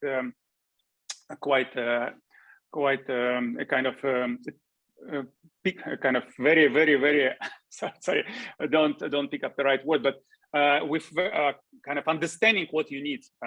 For example, I would suggest you sign up for Vitalik Buterin Twitter, obviously, right? And not only Twitter, but his website. His website also interesting source of information, and kind of some other experts, well-known experts. So that's the second component. And the third component, even if you complete a very good course and you are connected to the certain information sources. By the way, it's important you don't overload yourself. If you decided to learn like it's pretty big issue, NFT, actually. you just become an expert in NFT, understanding how it works. And by the way, another thing, it's very interesting thing, it's universal. There is so many specific terminology which make it so unclear what people mean. So, and there is so many kind of new concept or novel concept, and people use it, but very few people who ask why question 5 times and basically asking like, can you explain to me why it works like this way? What does it mean? People kind of feel like hesitated to ask additional why questions to understand how it works. Don't be. Ask, 10 why questions and make a deep dive, basically to be able to explain to your 5-year kid how it works, why blockchain matter, and why it brings some value, makes certain things good. Because again, I've been in many conferences, and people listening, I understand, but then you ask in a coffee break, like, did you understand what it means? No. Why did you ask the question? I felt like kind of not sure, etc. So anyway, and the last piece is practical experience. Even if you have a great course, then you are very well connected to sources, and then you ask a lot of why questions, but you need to install the wallet, you need to buy crypto, you need to sign up for certain NFT marketplaces. Even if with a very small amount of money, just to experience this. If you don't experience this every day, it's all useless. All your education, all this information. Yeah. And the last component is a belief, because there is, again, a substantial part of crypto community. It's people who are there to earn money, and they track down certain information to make sure like they invest it, and they earn money within short period of time. That's not what will make you successful in this space. I think in this space, you will be successful if you understand the philosophy, the overall breakthrough idea and ideas, how blockchain technology change the world for better, make it more fair, more efficient, and how to provide additional freedom to individuals, to human on the planet. So, and then if you are a strong believer, so you understand it and you believe in this, then it will help you to be much more successful in the blockchain space. Even if you create a certain your mobile app, for example, I had a recent discussion with one company which was developing a game, certain game, and they was interesting to move their game into blockchain, to turn it into decentralized and introduce certain play to earn mechanics. And and I asked, what is your game about? And the game is about hanging around and killing a lot of whatever, just enemies, people, and just shooting, etc. A lot of blood. And I say, guys, it's all good, but if you turn this into, because you want to reward people, you don't want to reward people for more people they kill, right, in the game. You want to reward people to make them better, right? Maybe you can introduce a certain things that you save somebody, like you did something good in your game, and your dashboard and your rewards depending your certain achievements, but not just in a stupid, ridiculous way about number of people you killed in this game, but in a certain missions, good missions you achieved. And then you kind of cultivate in your users, of the users of the game, that they're developing themselves. They have fun running around and shooting, right? But they do it for good, not for bad, right? So that's just probably not the best example, but there is a tons of another example. People would like to read, but don't read as much as they want to, right? We can introduce rewards for reading, like electronic book, you download it, and then I want to read this list of these books within a month. Then if I follow my schedule and every day I read a certain percentage of my book, and basically maybe there is a list of test questions, how I understand it, then I am rewarded using like read to earn kind of mechanics, etc., etc. The question is how to make people better, how to make the world better, more efficient, more fair, and provide more freedom. If you guys, as a startups, as a developers, as an investors, believe in this philosophy, then we're all doing great stuff. If you just here for the short money, very speculative, it's okay, because again, this is a part of the game, but it's not so much exciting about the whole industry. I wanted to argue one aspect, because when you see like reward people, but you know, the reward system need to be made on something, but for now it's mostly like a Ponzi system. So yeah, we also need to like work on like rewarding system first to make like reading or like running, whatever, like to produce a real value first, like to produce some money somehow, and then people can change their mind. Because for now, people just want to make easy money. So that's why those stuff you mentioned and said is bad, they're working good, because people just want money. This comes to your belief in it. This is exactly why it comes to your belief in your values. If you as a founder of, let's say, action to earn project, step in, or somebody, some other projects, and you introduce, let's say, Ponzinomics, then let's clarify what it might mean. It might mean that if I have more users, I'm fine. If I don't have more users, my project going down, I'm bankrupt, and maybe as a founder, I earn some money, but all of my users lost money. This is bad. But if I'm as a founder, introduce a certain mechanics that, for example, 50% or 60% of liquidity kind of provided to back up my token, which I use as a reward, coming from treasury wallet or from the profit I made, and for example, 25% or 30% comes from additional users, and I have a kind of predictive analytical tools to see if number of users going down, I can introduce certain new mechanics to reduce emission or increase the burning of the tokens or doing something else. So I make my project sustainable and manageable, because I feel responsible for my project and I want to do good for people, not bad and just earn money. Then it's completely different ball game. Maybe yes, but for now, I see it's only can happen like in, like an ideal crypto world, like crypto paradise.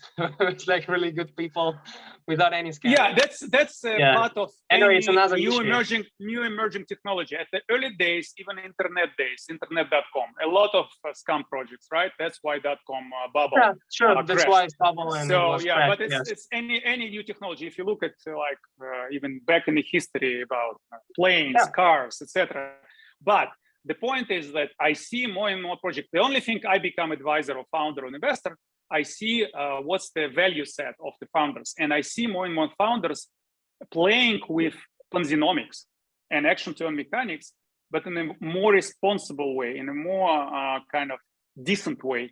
And for example, they connect their profit with rewards, they connect with certain things. And actually, sometimes they even too kind of cautious with provide the liquidity from the new users. They basically trying to have 100% guaranteed that any emission of any tokens has a certain backup for this. Anyway, the process is changing. Again, the same like complexity we discussed earlier. Yeah. Okay. Yeah. Let's move forward to the next question. Anyway, so we already had like 13 years of Web3 starting from the Genesis block of Bitcoin. So how do you see the main challenges the industry for now, and how should we fix it? Oh, could you please turn off on your mic? We already mentioned two, complexity and scammers. Yeah, we just did it. Yeah. Yeah, and probably I would say volatility, right? Also kind of, but complexity inflation. And inflation. Yeah. So, well, I would say regulators, they still are kind of trying to keep the old system in place and very cautious to allow development of crypto in their countries. Small countries more liberal to that, bigger country a little more conservative. But anyway, so what I think the real Web3 development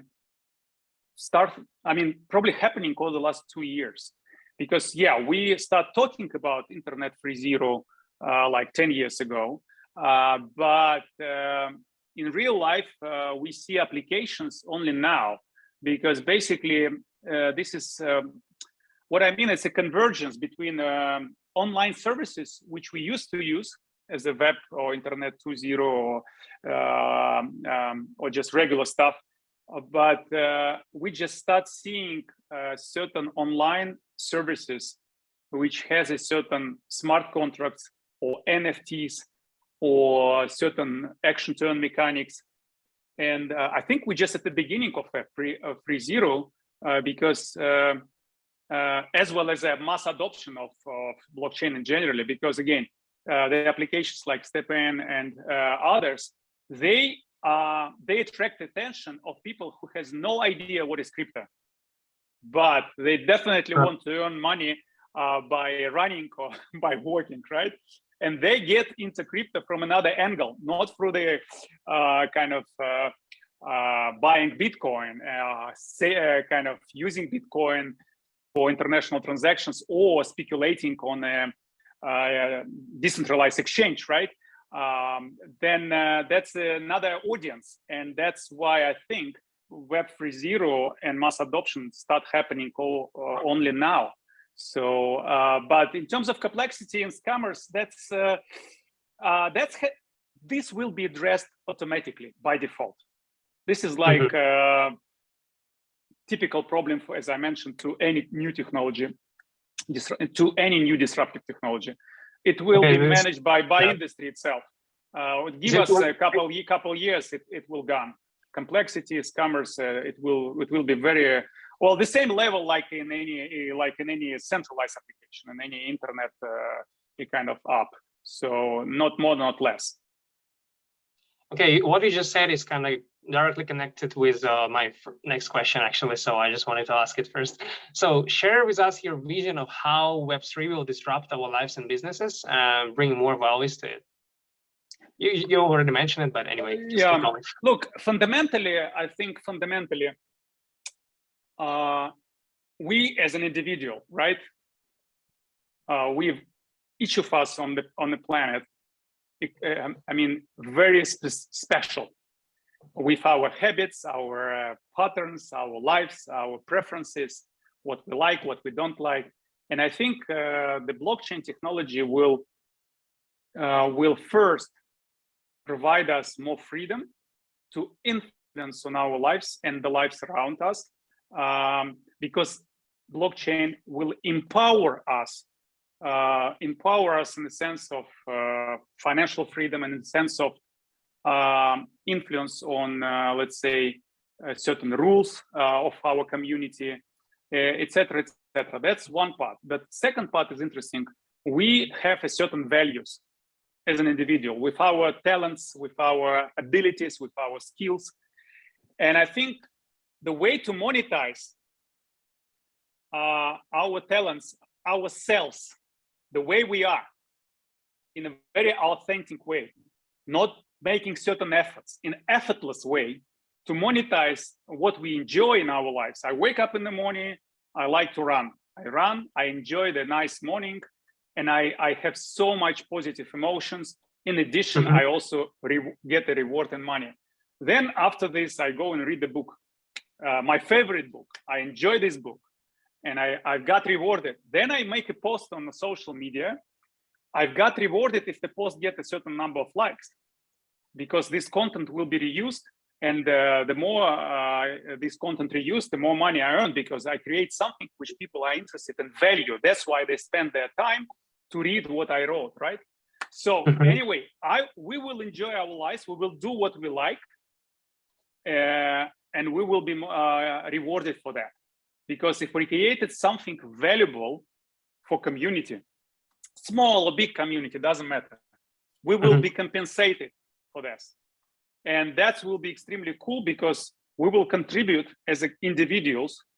Several billion of individuals on planet will contribute certain valuable things to the community in an effortless way, because they want it, they have fun by doing this, and they will get rewarded. I think this will make people happy, because I'm doing every day, every hour, what I like to do, what I love to do, and I'm earning money. If, of course, my value of what I created as an outcome by sharing data about my health, or data about my routines, or just the content I created, music, video, reading content, any content, or just posting what I'm doing, etc. If somebody interested in this, like this guy who makes 7 selfies and put it as an NFT, for certain audience, this very simple pictures was interesting, and they rewarded this guy. So this is pretty cool, because it will make us happy. We don't need to make an effort to earn money. We don't need to put the mask and project it to the community who we are, but actually we are not who we are, right? We will be free, in a really 100% free people. We will just do what we want, and we will be rewarded. And somebody will have a lot of money, somebody a little bit of money, because, for example, the content of some crazy person probably not will be interested for the big community, but it's still rewarded. So that's from my perspective where the whole thing is moving. And I don't want to reiterate a lot of interesting things which discussed already for a long period of time by community and many people, that decentralization, like we don't need these monopolies, centralized authorities, governments, etc. It will. Okay, it's my next question. It's my next question. We need a couple hours to do this. Crypto cities, crypto countries, crypto states. Sorry, not countries, crypto states, and all of this. It's all exciting. It's all amazing. But I would like to focus on this freedom of individual, what it means, and I hope I explained how we see ourselves in yeah, you're really pretty specific and like particular on what you're saying. So actually the next bunch of questions we prepared, it's should be for Sergey, but since he's on like chilling on island somewhere somewhere in the Pacific, I don't know, so I would like to ask it to you, Vladislav. So you just mentioned like governments connected like with the Web3 and some crypto-friendly aspects. So Web3 doesn't need governments to thrive, by the way, right? But governments need crypto. They need this technology at least. So how do you see the government's regulations impact on the development of the blockchain industry? And does it help of maybe slow it down so far? So, and what are your top 3 crypto-friendly countries? Very complex question, but I'll try to be simple with my answers. But look, there is a different. There is a governments of small country or progressive governments. They understand that any government should be on the same page with their citizens. So they should have common interests. So, and the certain governments introduce crypto, like for example, let's say one city introduced crypto and said this is a certain city coin, and we allocate it proportionally to all citizens of this city, and this coin will be this kind of connection point between government interest and people interest, right? So what it means that people understand that, for example, if the government earned money and has a profit, they will share this profit with the citizens. So then the government publish like the plan, how they're going to attract investments or how they're going to cut the budget or what they're going to do to improve the quality of living in this city for the citizens. When citizens understand what's the specific actions, they start supporting this because they understand they will get certain reward, right? The second point that citizens using this coin, for example, can influence on a decision like, okay, we have this budget. Shall we spend this budget, which is, by the way, taxes I pay as a citizen, right? So it's my money. I delegate it to the government to manage this money in a proper way, so my life in this city will be better, right? So the government say, okay, this is our idea how we're going to spend to make your life better, dear citizens. And the citizens can vote it immediately from the phone, like one-click vote for any decision. Say, you know what? I'm not sure we need to build this bridge. I would prefer we spend more money on hospitals, right? And they influence on how money is spent. And this is can happen in real time. It's first of all, it's transparent. It's automated to a certain level, and it's real time. And this is the amazing connection between citizens and the government. Government, in a sense, it's finally 100% hired by citizens, executives. Can I interrupt you for a second? But you said a lot of good stuff, but it's also utopia, in my opinion, at the moment, because no one wants to make it, right? Implement this kind of system. It's really good, of course. But as we can see, like in Salvador, it was utopia until blockchain technology proved it can make it happen. It is utopia, but we talk about the future. Some governments of small countries, they start experimenting with this. But most of the governments, they will not let this happen. But because of it's driven by old style politicians. And the politicians, well, it will be a clash when the new generation of hipsters, I don't know, 20 years old guys, maybe 15 years old guys, they say, no way, we get to using DAO in many aspects of our lives. We're already using DAO concept in many aspects of our lives. I mean, crypto community.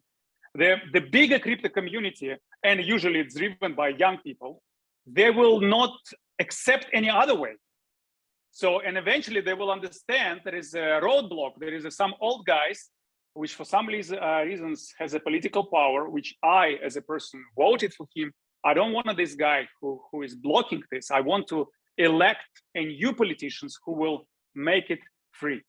So totally from my perspective, yeah, it might take another 2, 3, 5 years, but small countries where economical situation is not good or there is other challenges.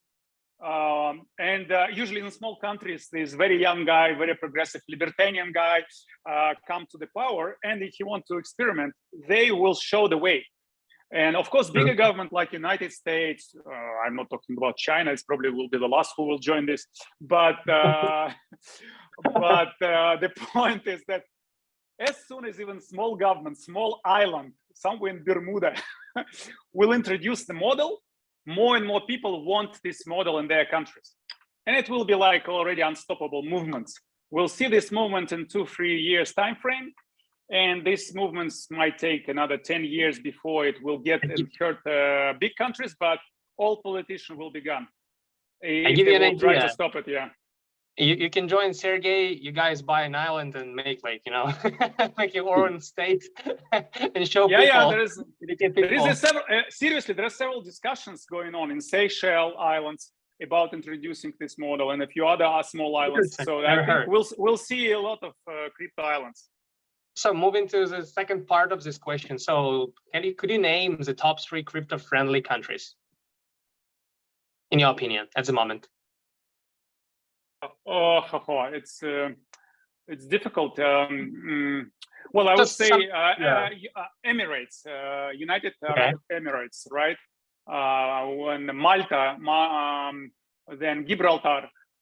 Yeah, we're already free. Seychelles, probably, yeah, another one. Okay, cool. And yeah, I just wanted also to ask Aleksandr. So Aleksandr, what do you think? Well, what is your top 3 crypto-friendly countries as well? So definitely Emirates, no, Dubai exactly. Seems Indonesia is planning to become one of soon because they move into this legislature. And I think maybe Luxembourg or Switzerland for well-funded guys. Oh, okay. I see you guys never been in Asia a lot, so like in the east part of Asia. So because my top 3. Actually, it's Emirate. Yeah, obviously. I could call Salvador, but I've never been there. But my first top 1 is actually Korea. I'm here. I'm living in Korea. So at the moment, and Korea is pretty friendly. Actually, I just wanted to share with you guys that because no one never mentioned Korea, you know, as a crypto country. But here you can buy USDT by just using your card. So if you're Korean, of course. If you're non-Korean, it's kind of pain. Yeah, by the way, I'd like to interject one point, Maxim, that I like to mention Salvador because I was thinking if I should mention Salvador, but I think it's extremely important to understand one fundamental part which differentiate even Emirates, even Gibraltar, Seychelles, and South Korea. I hope you're in South Korea, not North Korea.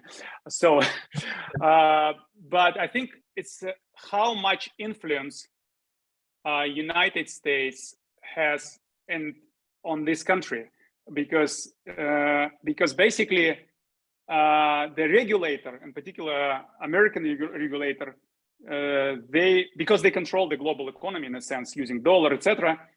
They impose a certain rules for many countries, even Emirates, right? And those countries, if they are dependent to a certain extent on a financial American or global current global financial system, driven by United States and US dollars, etc., and Federal Reserve System, then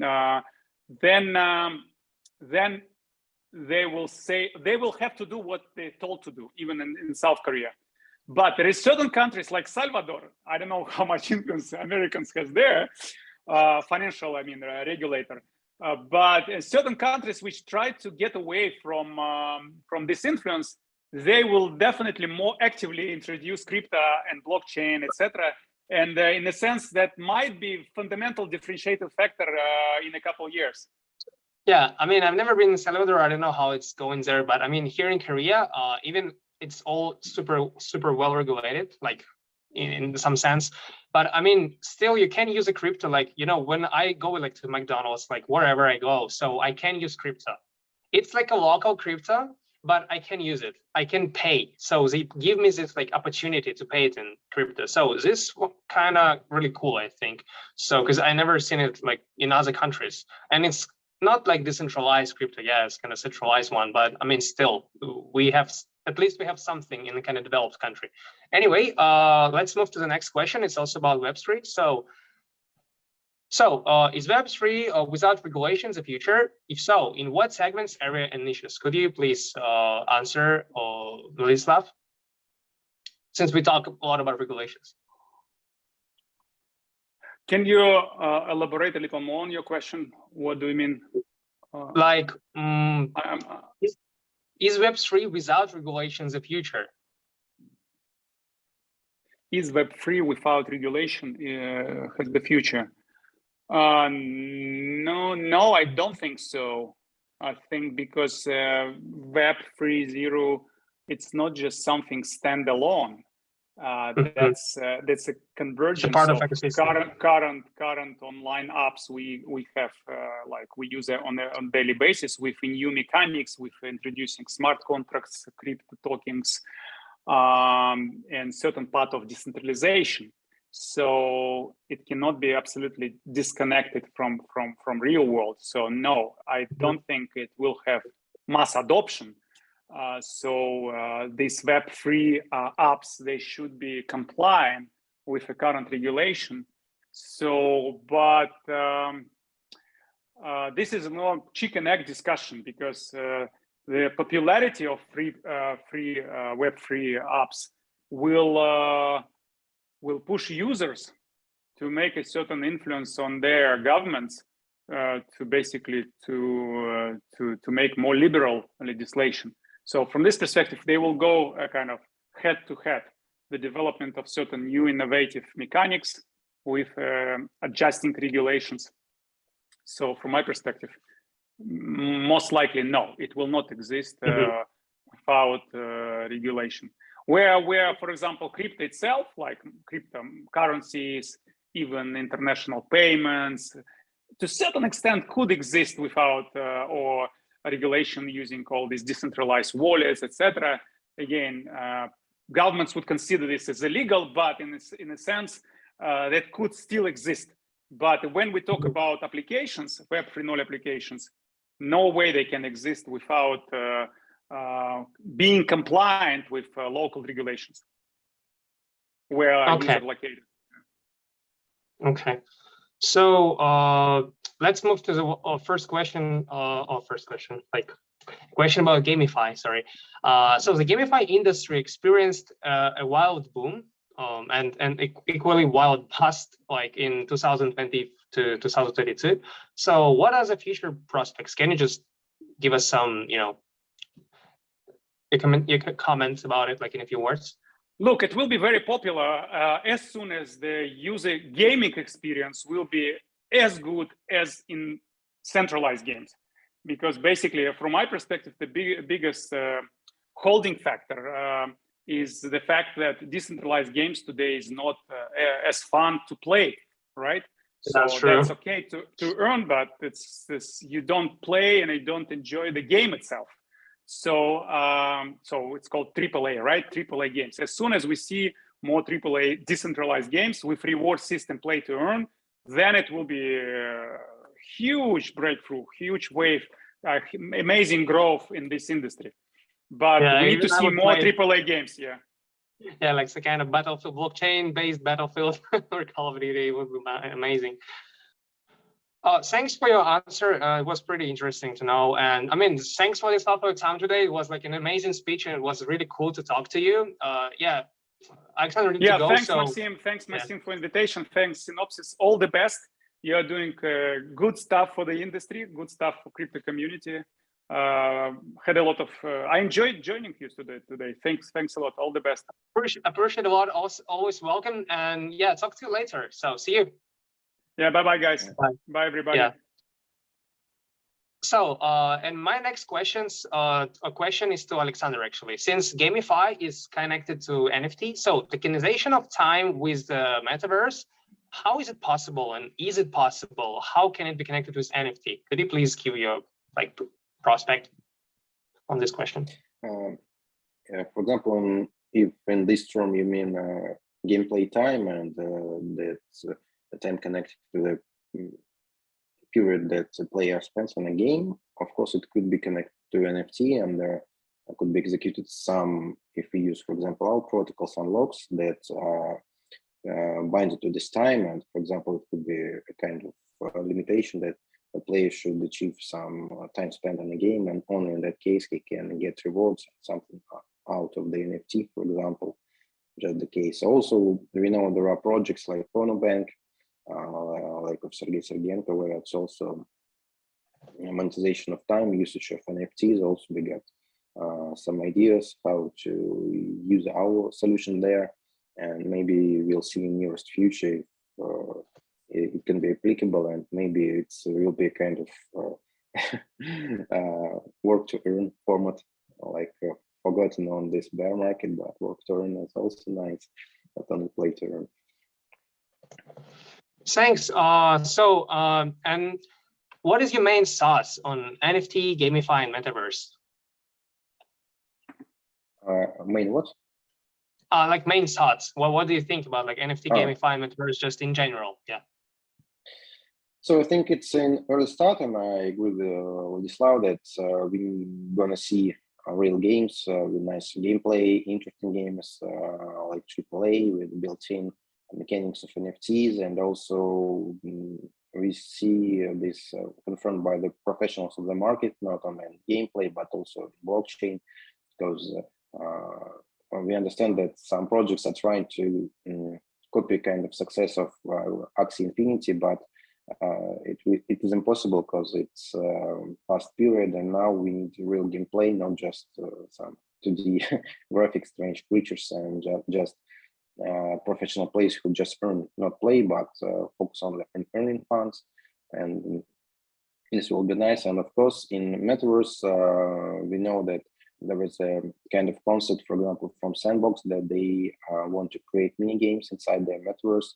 And also it could be one of new big moves, like we know that there are applications inside Facebook and VK where we can spend time, and also like it's a new generation of kind of social networks, the Metaverse is, and of course there will appear games inside their interfaces, and especially with the tools that need no code, and it could have great success.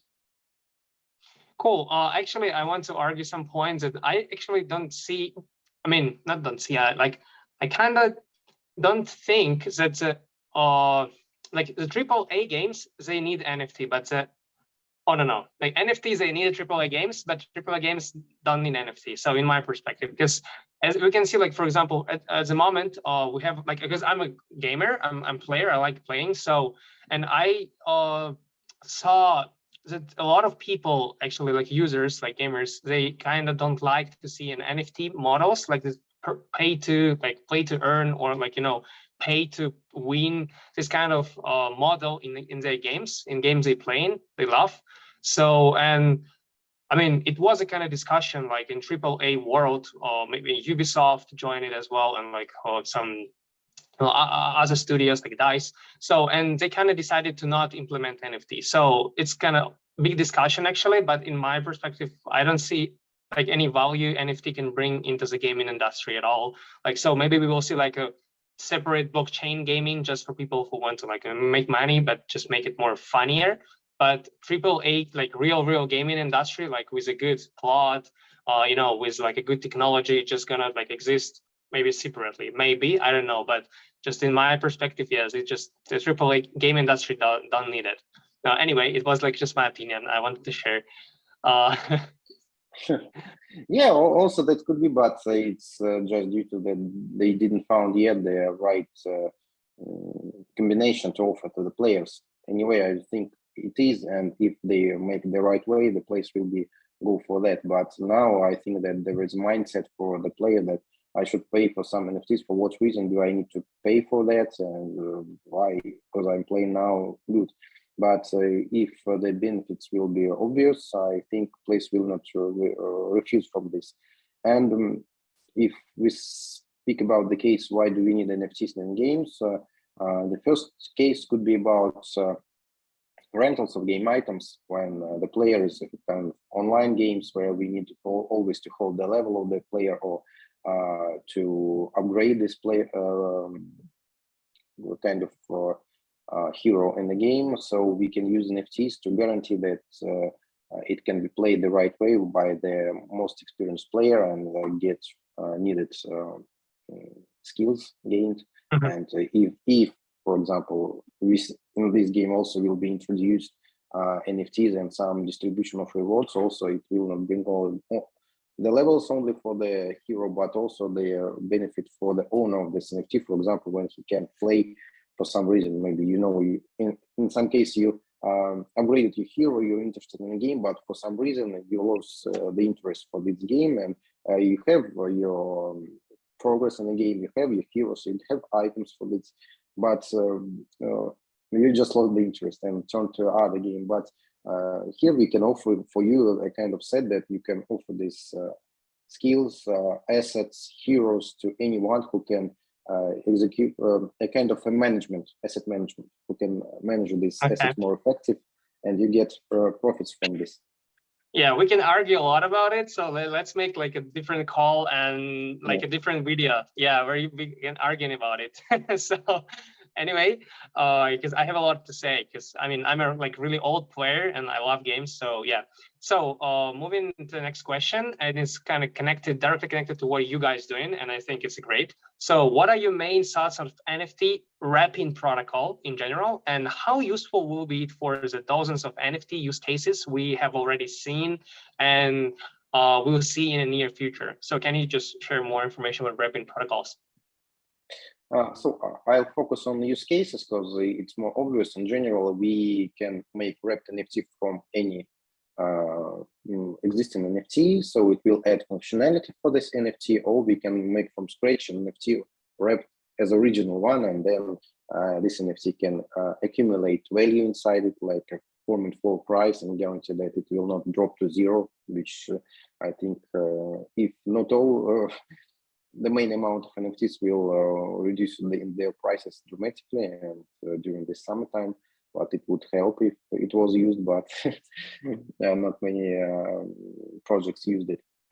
Also, it's nice in royalty distributions or price fund distribution model when we got pricing coming inside NFT and it's distributed automatically by the protocol. So there will be no friction between parties, like, for example, in musical industry, in game industry, when we got in game, for example, scholar, guilds, game, the platform, in music industry, the artist, the label, the platform where it's sold, some agents. So it can be discussed in agreement and put inside an NFT, and all it's executed by the code, because we communicated with some music projects, and it seems that it's obvious because we got Spotify, Apple Music, but sometimes the payments, it's big trouble there. And of course, if one of our main cases where we move about liquidity transfer and cross-chain transfers, Vlad told that he's advising one project which is focused on cross-chain swaps. We found a way how to implement our wrapping technology to make the swaps as well, cross-chain, also automate it, and without using any bridges, because the main idea is to get rid of these bridges, because it's real trouble, because we saw a lot of hacks on this in past 1 or 2 years. So I focus on these three main parts, and of course, the one project that we are moving, it's about Metaverse, about advertising in Metaverse, where we can replace metadata of any NFT and give another monetization to owners, and to connect advertisers from Web 2 with audience in Web 3 and make it dynamic, user dependent, and also track information by our Oracle. We named this project Spectre, and we are now in process of execution of MVP sandbox. Cool. And actually, my next question is, I wanted to ask like about VCs, for VCs. So, and I wanted to ask you and Vladislav, but since he left us, so I'm just gonna ask you. So you and Animoca brands have not only become investors in Envelope, right, but tokens in the in form of wrapped NFT. So why is it better from VC's perspective if compared with buying tokens of a crypto project directly? Yeah, the main reason is that they get much more financial freedom to operate with these locked tokens, because they get all the tokens at the moment of the transfer, because they got all NFTs with time locks built into NFT, and each NFT contains the tokens of the project. And VC also can tell to the project to split allocations in small portions to let them execute better exits, for example, on some rise of the token, for example, and it also could be done on B2C market as well. And of course, as they are VC, they can resell their shares now when they got wrapped NFT simply to other VCs, for example, like they do on traditional VC market when they are resell share. So this tool will give the freedom, and also at the same time it protects the project from dumping of the tokens, because the vestings are built in. And for the project, is also we should mention that it's much more cheaper than creating a smart contract or sometimes transfer manually the tokens to the VCs. Appreciate. Yeah, it's super interesting actually, and like kind of complex question, and I would like to hear more. So maybe in the future, and I really want to share, about this like concept to people, because when we talked before the panels, and we just like you shared the info, like the presentation with me. I mean, I was kind of not shocked, but I was kind of impressed, because oh my god, I mean the system is so like revolutionary. I don't know, like it's a revolution. You can make a revolution like in the whole NFT industries and like maybe VCs industries even. So it's pretty cool. And the last question for today is, what are you most passionate about in Web3 and wrapped NFT technology? So about Web3, the most thing I like was there are practically no borders in transfers and interactions, because now we got used to that the project can have a multinational team, that all the participants are in different parts of the world, and it's easier to make payments for everyone to pay their efforts, because previously if we try to execute it from a bank industry, for example, in our case, we need to transfer funds from Indonesia to Brazil, or sometimes in Dubai. It can cost so much funds. It can be applied any restrictions from banks, and real-time consuming process it could be, but now it's done easily. And of course, it's the simplest case, and I think first mass adoption case that it's obvious now, because we transfer funds cross-border, and it's hard to argue with it. And once I even was asked to consult my friend's parents, who are the father is the owner of the producing factory of the cheese, and her mom is a pediatrician, so they also decided to use USDT to make their cross-chain transfers and that. So anyway, Web3 comes to you even if you're not, but Web3 definitely will come to you as well. And about wrapped NFTs, the main thing that we can and we are offering here to make it more adjustable for many use cases, like to add new functionalities, to add locks or any dependencies on execution of, for example, we can also use Oracle to bind the opening of the NFT to execution of certain job, for example, or some event to happen when we connect the payment to the result. So I think in massive use cases, it could be one of the most popular. Yeah, appreciate for it. And I actually agreed with many aspects you just mentioned and talked, but I'm not agreed about like stable coins, USDT. So I would like to see the government will join like this kind of Web3 run and provide us a CDBC. I think we really need it. That's what like the whole industry need at the moment, like CDBCs, at least for $1, because after the Luna fall, especially, I think like the industry is struggling without like a government like penetration. I think that the present, as a present with that, we will get AML, KYC, and massive blocks of the accounts with CBDC, because it's definitely what the government needs. So yes, this is another issue, but since we need like some kind of stable coins, right? And I mean, CDBC can help us somehow, but yeah, it's another issue. I also agree with that. So it was the last question for today, and thanks everyone for hearing it, for being with us, and thanks you guys like to visiting us today and participating in such amazing like in kind of interview panel discussion with me. So it was Maxim Sukhanosik. I'm a co-founder of Synopsis and Coindar.org. So the panel discussion topic was NFT-based technologies to new horizons. Thanks for our speakers. It was Aleksandr Shedogubov, CEO of Envelope, Vladislav Martinov, serial crypto entrepreneur. And unfortunately, we couldn't talk to him, but yeah, the guy who is chilling somewhere on an island at the moment is Sergey Sergeyenko, co-founder and CEO of Chroma Tech.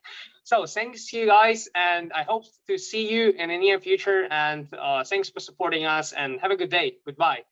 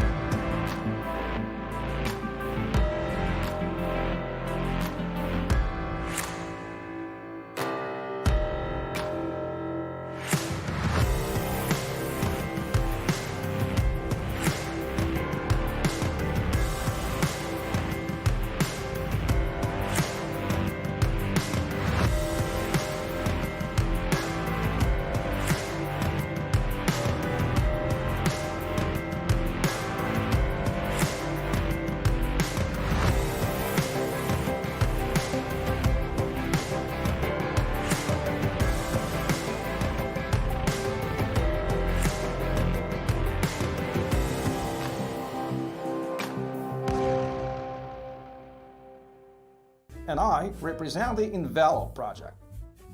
Many things have already been invented in the blockchain today. Tokens, smart contracts, platforms for creating your own coins, NFTs, exchanges for buying, selling, and exchanging all these blockchain resources. Envelope is another step in the development of crypto technologies. The protocol that works with NFT and cryptocurrencies. The idea is simple but disruptive. Let's assume you have an NFT, Bitcoin and Ethereum. Using the Envelope protocol, you can wrap the original NFT accompanied with several tokens. Technically, you get a similar NFT, but what is the breakthrough here? Once wrapped, the token has a number of additional features that were not available before. The minimal cost appears. It is provided with coins wrapped together with NFT. An asset wrapped with Envelope has a number of properties that allow the original author to receive royalties from the resale of that asset. Various rules can be applied to the wrapped token. For example, a lock period for unwrapping.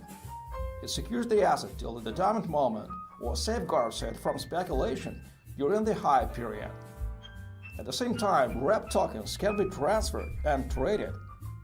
These are just some of the scenarios for using Envelope. NFTs become more popular, and the tools provided by Envelope expand the opportunities of NFTs utilization. Envelope. Make your NFT valuable. Just practical, no hype.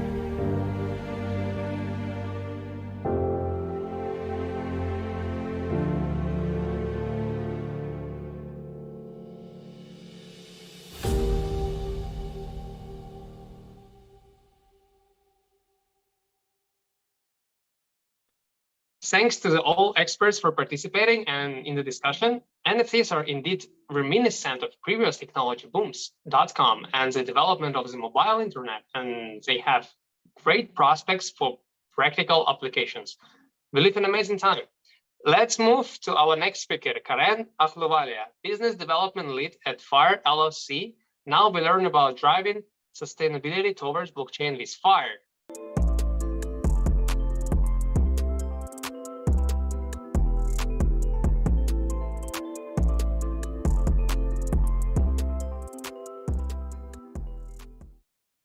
First of all, hello, Maxim. Thank you for the introduction. And I also want to thank Synopsis and Coindar for inviting me to speak here. And I feel really obliged, really thankful to you guys. Firstly, I would like to tell what Fire is. So the co-founders, Prateek Dwivedi, Prateek Gauri, and Vilma came up with a concept in the past, like if you do good to the world, you can still earn money. So what is Fire? First of all, I like to tell you how we spell Fire as. It's 5-IRE, yet we spell this as Fire.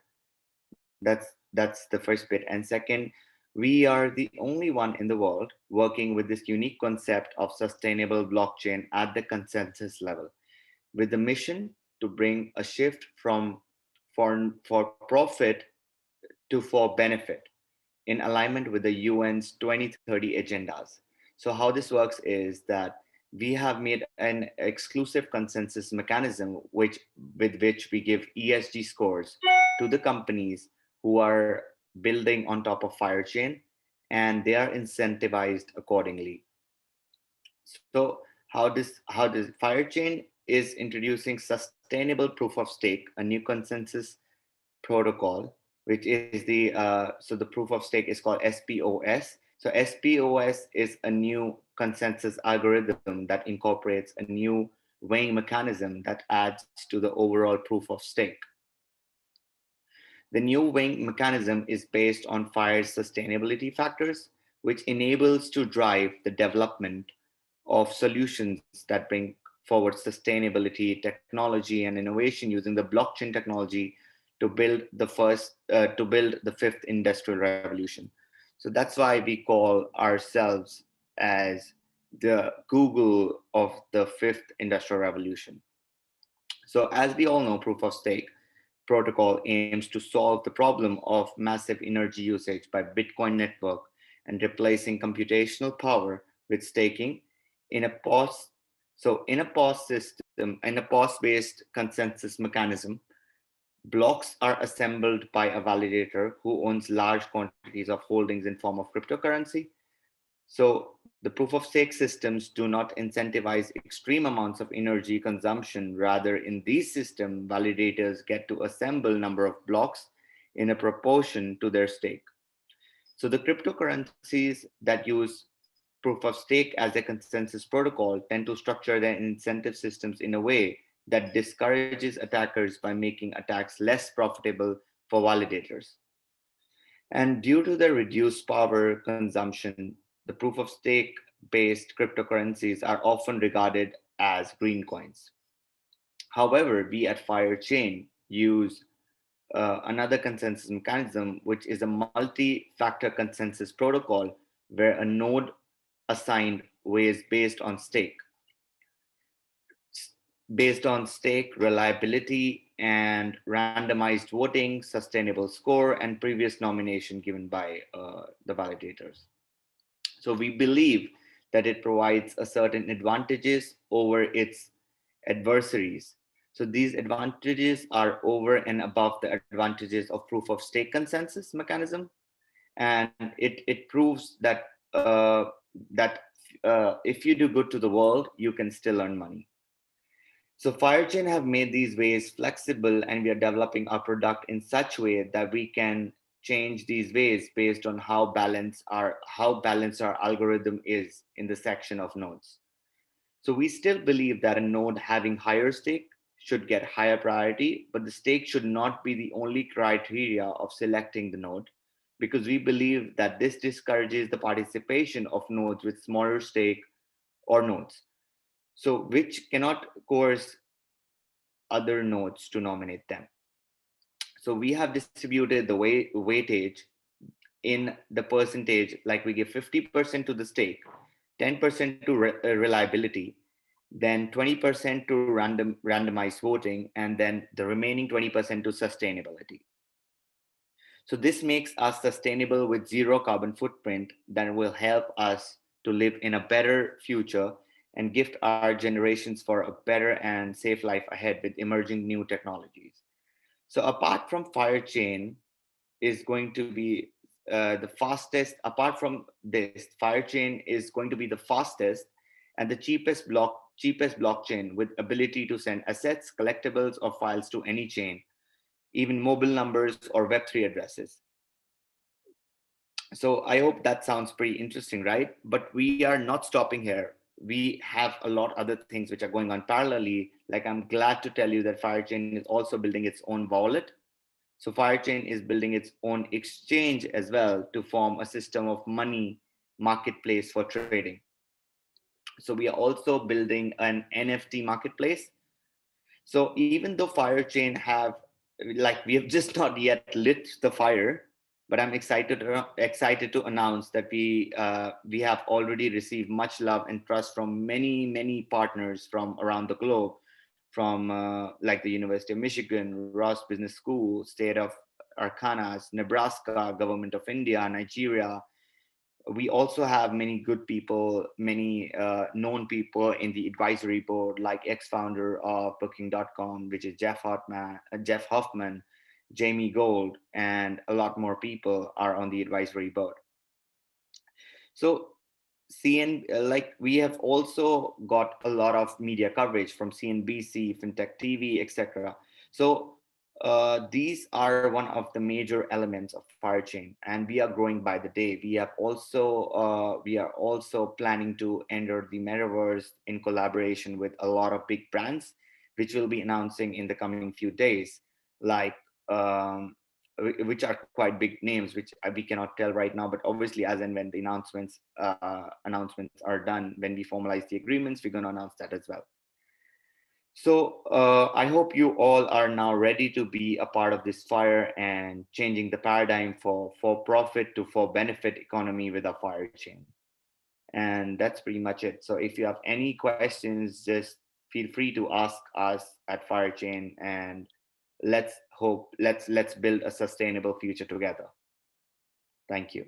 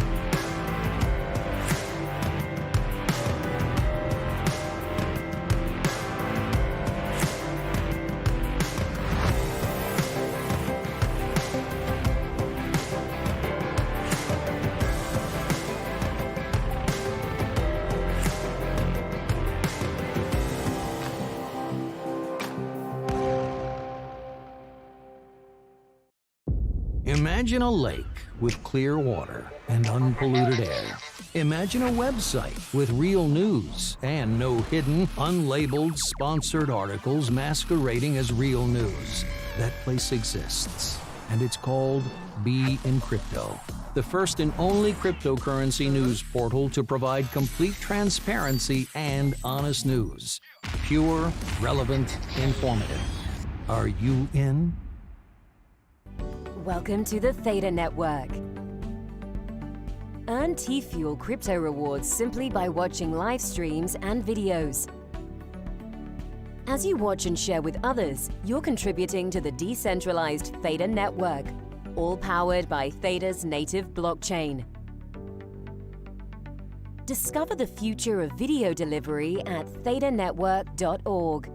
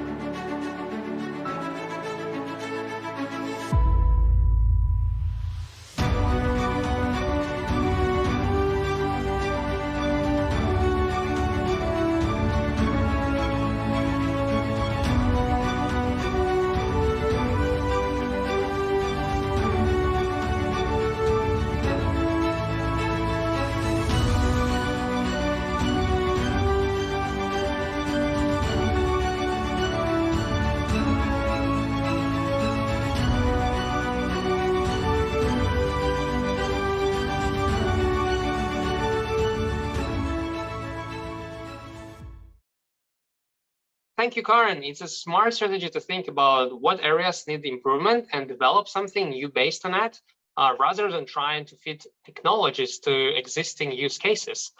Now say hello to the next expert, Pradeep Goel, CEO at Self-Care.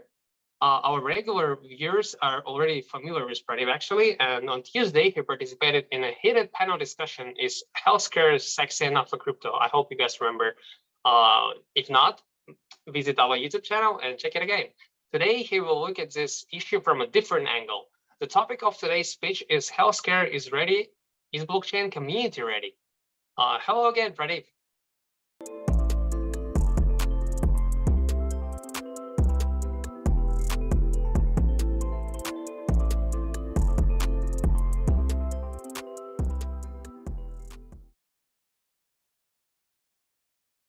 Hello, everyone. My name is Pradeep Goel. I'm the CEO of Solve.care. It is my pleasure to be here today with Synopsis, and thank you, Maxim and the team, for inviting me once again. There's a lot of exciting things I want to share with you today, so without further ado, let's get started. But really, end of the day, I want to talk about one thing, which is the time to take action in healthcare and blockchain. So let's talk about where we have been over the last 5 years and where we are going and where the industry has been and where it is going and what the opportunity really is for blockchain and crypto market to penetrate the healthcare sector. All of you know this, you've heard this. Healthcare is a gigantic sector of the economy worldwide. Last year, it was almost $9 trillion, which is 8,800 billion and growing each year. About half of that is in the US, 4,000 billion. Yet, healthcare has not really adopted blockchain or crypto in a meaningful way. And why is that? The real reason why blockchain adoption in healthcare is very low, and I speak like a former healthcare CIO who has implemented really large systems in healthcare for patients, for providers, for insurance. These are really big concerns. First is blockchain easy to use? Everybody hears about crypto market and MetaMask and all these other tools, but they're not grandmother friendly, and healthcare is all about grandma. So if the CIOs don't think that they can implement solutions that grandma can use, they're not going to use them. Protocols and nodes and smart contracts are great for what they bring to the table, but without ease of usage, healthcare is not going to get adopted. The blockchain won't get adopted in healthcare. The other question is about stability. Which company, which tool, which protocol, which organization is going to stand behind my solution? It's great that it's decentralized, but who's going to support me when I need help? The big question is about putting electronic medical records on blockchain, because I cannot afford to go to jail by violating HIPAA. And putting people's data on the chain could get me in all kinds of regulatory issues, and I could end up literally in prison, or if not, with a massive financial fine. What's the use of blockchain? What do I use it for?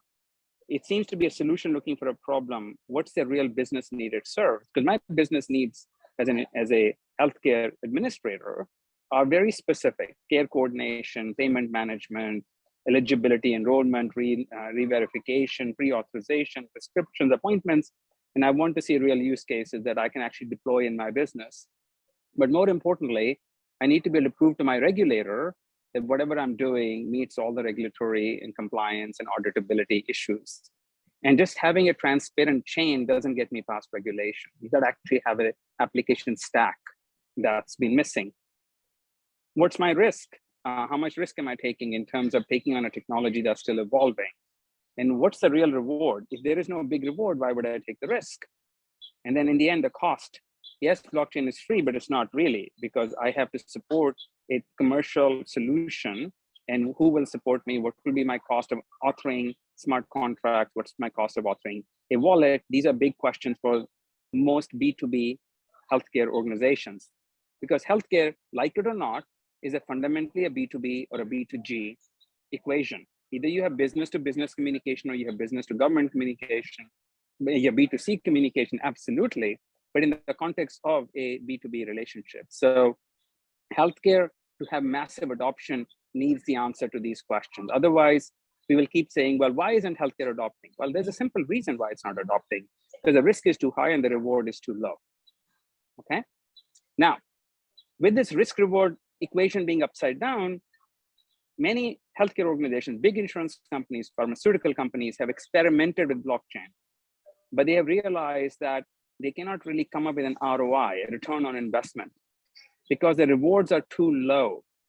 And without having that, my answer is going to be, well, I have everything I need today without a blockchain. Why would I take the risk of adopting blockchain when the risk is too high and the reward is too low? This is why healthcare hasn't adopted blockchain so far.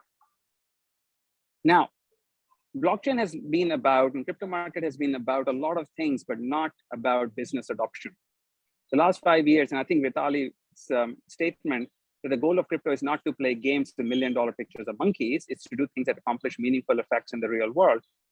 You could just say that and change the last word to say meaningful effects in healthcare, and he would be exactly on mark for healthcare CIO perspective.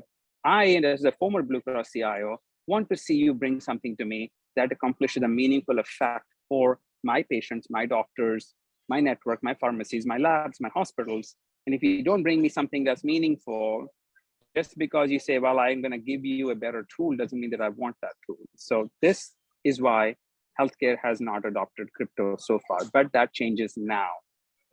For the last 5 years, SolveCare has been working on this very problem. What would it take for a CIO like myself to adopt blockchain and to put it to meaningful use? 5 years ago, we thought it was going to be a 20-year journey, that healthcare is slow to change, except things didn't work out quite that way. Healthcare is ready for change, or is going through change right now. What happened? Well, the 20 years got compressed into 2. Why? COVID came around and all our in-person delivery model of care collapsed. Digital health took over immediately. Most of my workforce went remote. Nobody wants to come to the hospital or the clinic anymore. And regulation relaxed instantly to allow for digital health to be a primary mechanism of delivery. Simple things like a teleconsultation visit can now be paid by government funds, which was not possible before. The world has changed overnight. 2 years and everything is different. Every single healthcare organization that I talk to, and I talk to a lot because I'm from that space, is saying, I'm ready to innovate. I'm ready to deploy new digital solutions because my doctors want it, my patients want it, my board wants it, but I need a platform. I can't go out and download a bunch of protocols. I can't hire a bunch of smart contract writers. That's not my job.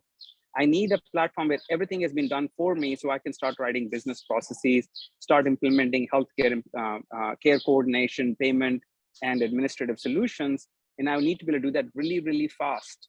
I need a low risk, low cost, quick time to market solution, not something that I experiment for 2 years in the lab.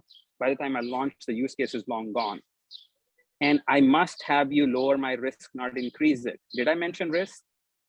Healthcare is all about risk avoidance because no one wants to play with lives and health of people.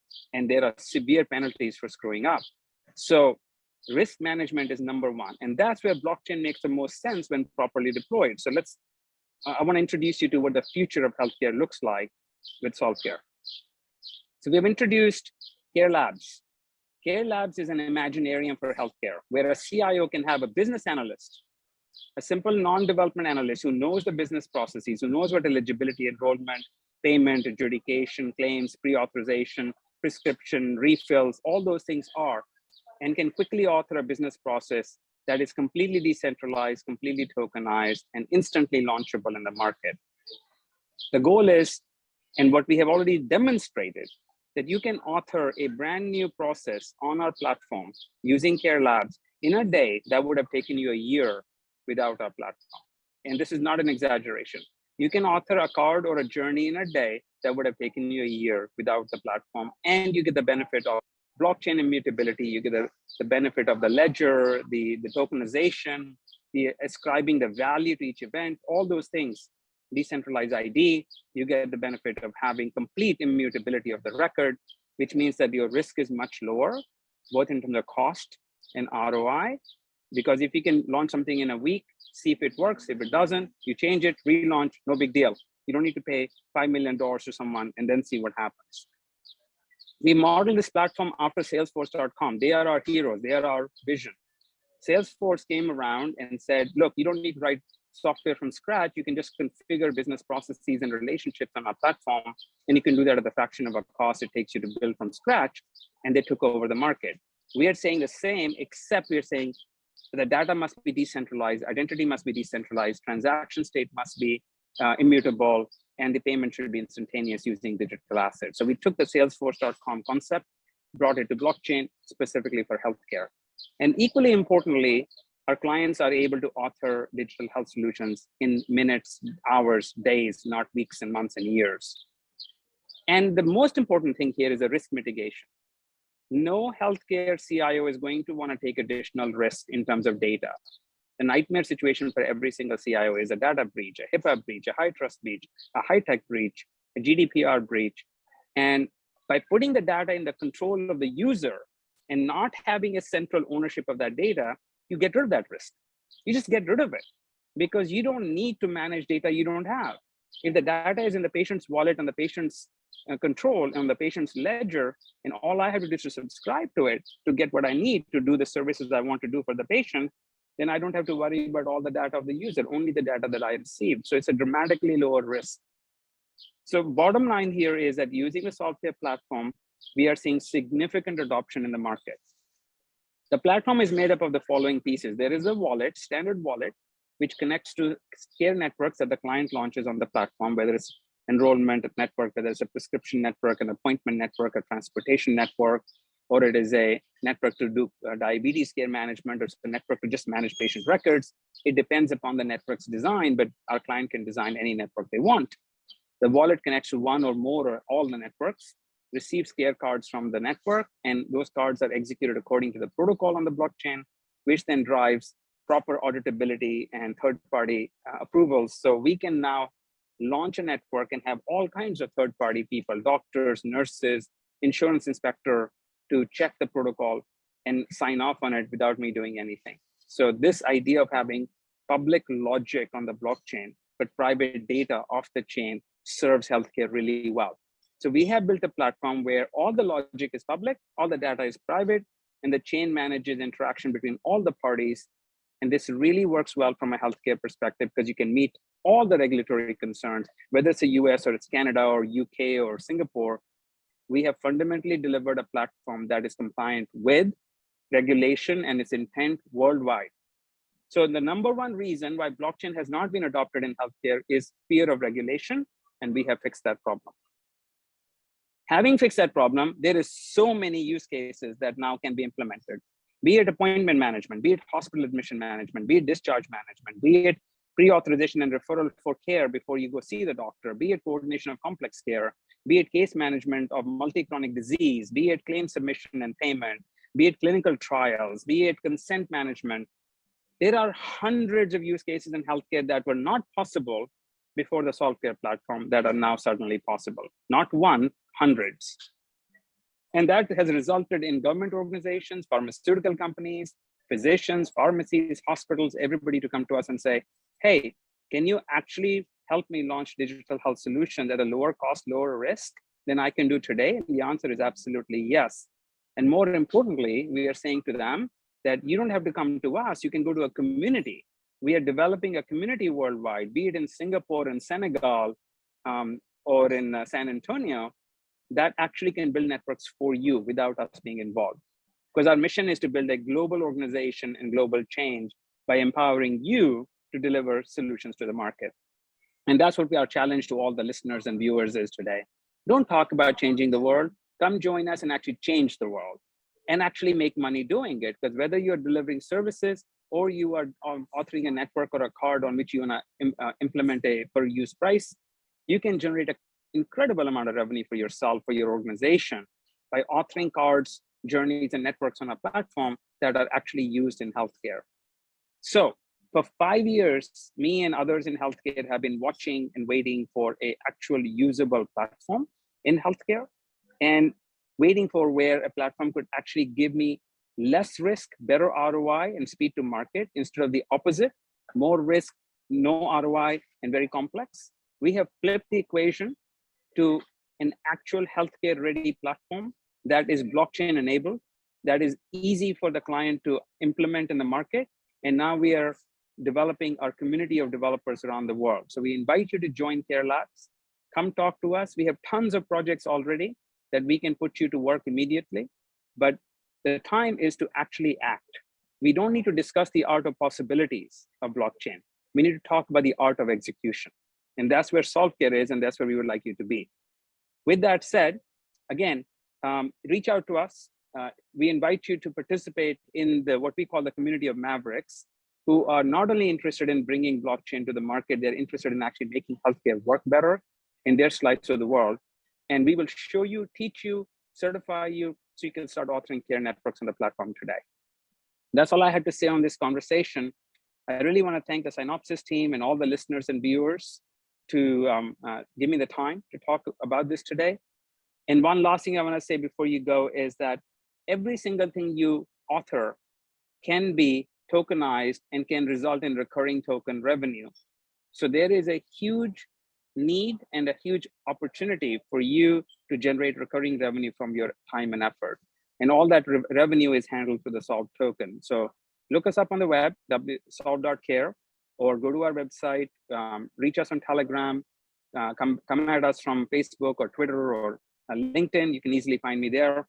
But long and short of it is, guys, it's time to get to the business of doing serious business, using blockchain as an enabling technology and moving past the simple yield swapping model to an actual meaningful use of blockchain in actual use cases that will change the life of our grandmothers and our grandkids. That's what we are after. We hope you can join us. Thank you very much.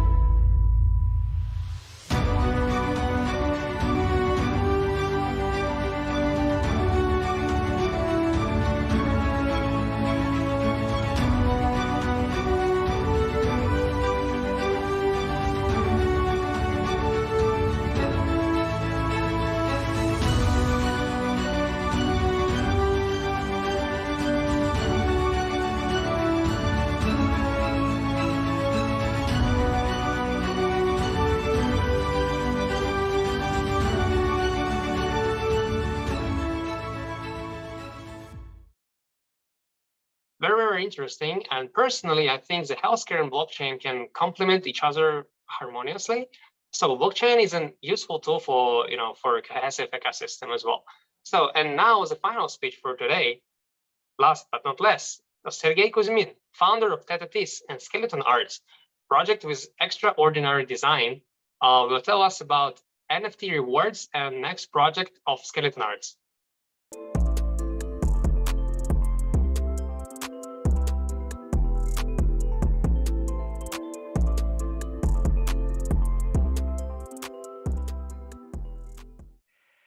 Hello, everyone.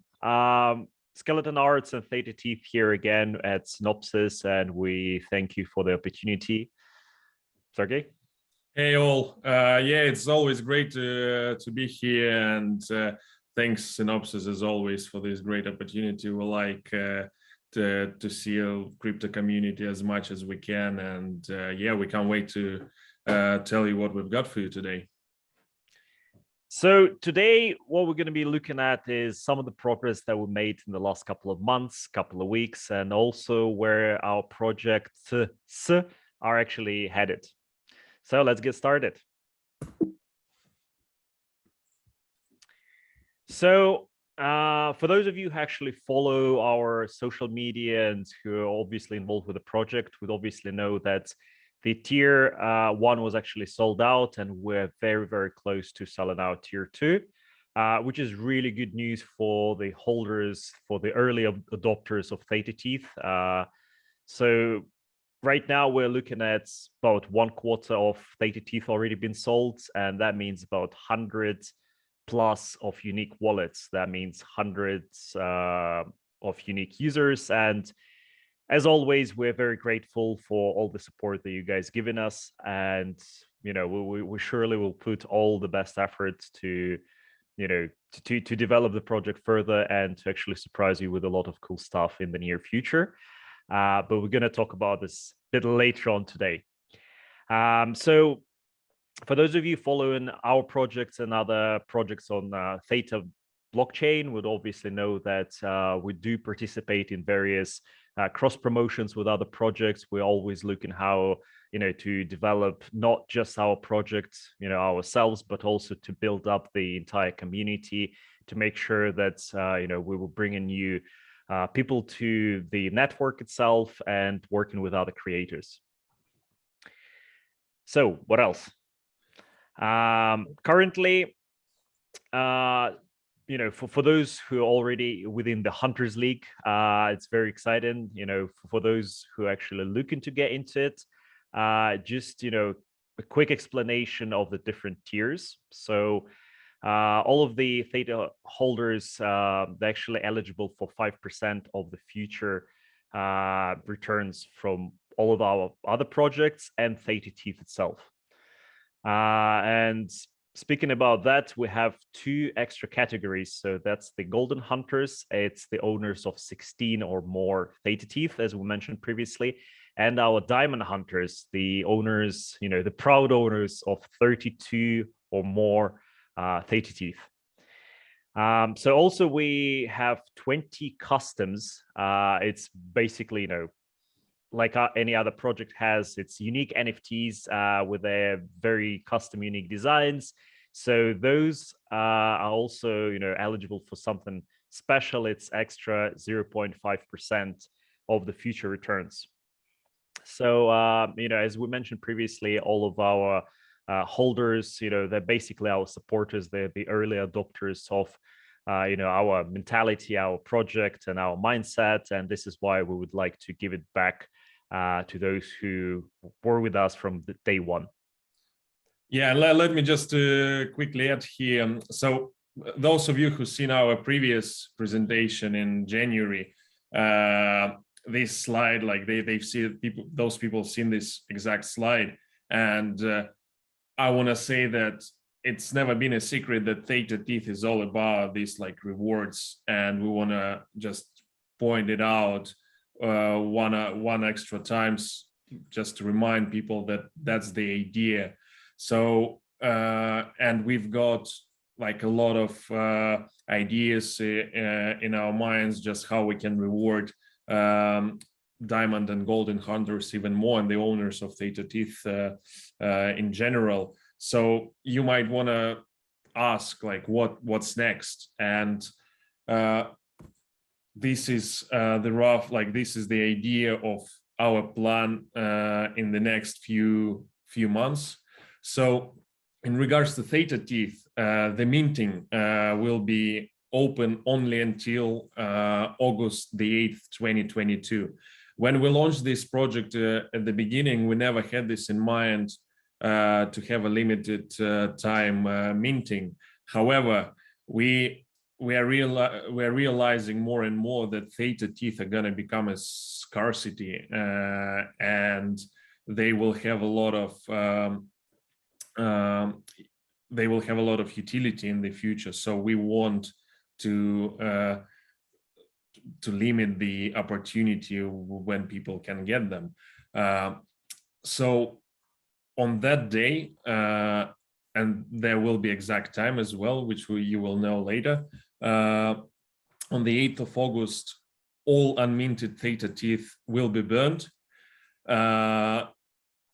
Before then, there are still like, so you've seen all these rewards and tiers breakdown in the previous slide. There are still like 16 more customs to be minted. So there is a lot of value in the teeth that hasn't been minted yet. Moreover, we are thinking as creators to buy back to our treasury all the unminted teeth that will be still there on like in the 1 or 2 days before the minting is closing.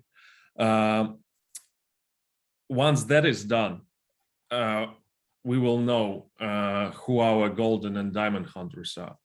So on the right here, you can see 2 images of hunters. The design is still like, it's not final, that's what we've got in our ideas, but these are examples of recognitive NFTs for golden and diamond hunters, and these NFTs will be approved that like to gain extra rewards within the ecosystem. That includes staking as well, that we are working on at the moment. We had a chance to build and implement staking by now already, but we want to make something that works and that is sustainable with a proper economy, and that brings even more value to our community. Also, to celebrate the end of minting for our golden and diamond hunters, you can see there on the slide there is a 3D render of a signet ring. That's something that we're in early stages of developing as well now. So we are working with one of the jewelers who's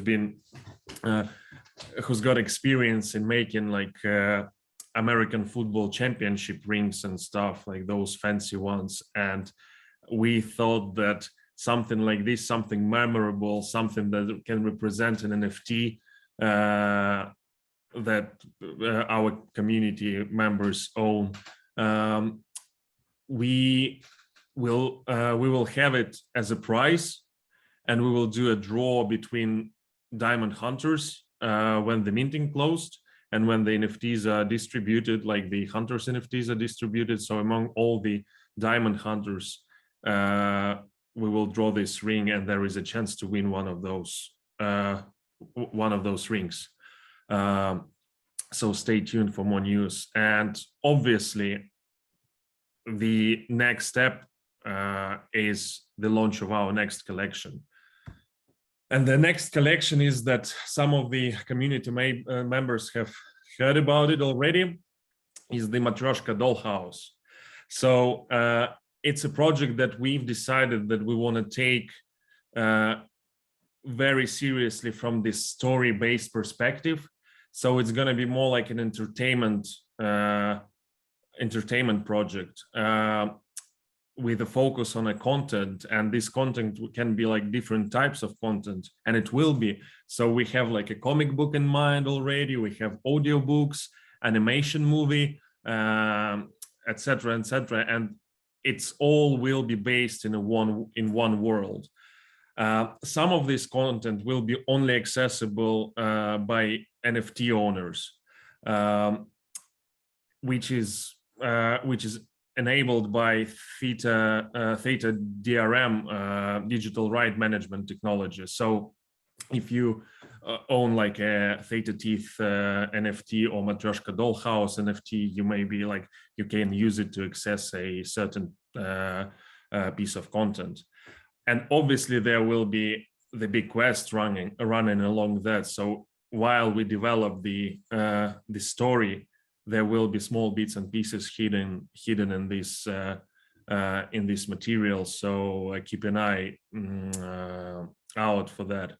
And our NFT collection drops on opentheta.io on August the 8th, 2022. So slightly less than in 2 months. And that's why we stopped minting Theta Teeth then exact time. So as soon as Matryoshka dollhouse collection drops, minting for Theta Teeth will be closed. So yeah, stay tuned, and that's pretty much it for now. That's what we've got for you for this synopsis, and we're happy to present it to you. However, we've got one last piece that we want to show you that is gonna start all these Matryoshka dollhouse story for you. So yeah, enjoy. From dust and darkness, many different worlds emerged. Such worlds seemed formed at the hands of more sophisticated creatures. Among these many worlds, the Matryoshka world appeared, unique in many ways, but also so familiar. The Matryoshka world, in its central location, was ideally placed, allowing for many interactions across the galaxy from neighbouring planets.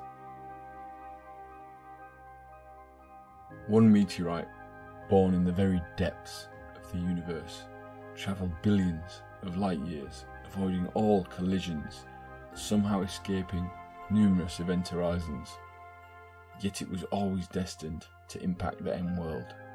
As the meteor hurtles towards the M-world, many of the indigenous people were undoubtedly paralysed with fear, witnessing the seeming and pending doom of their beloved planet. The supernatural luminosity of the cosmic object shed a bright glow around the whole planet. If only for a moment, even time itself appeared to stop.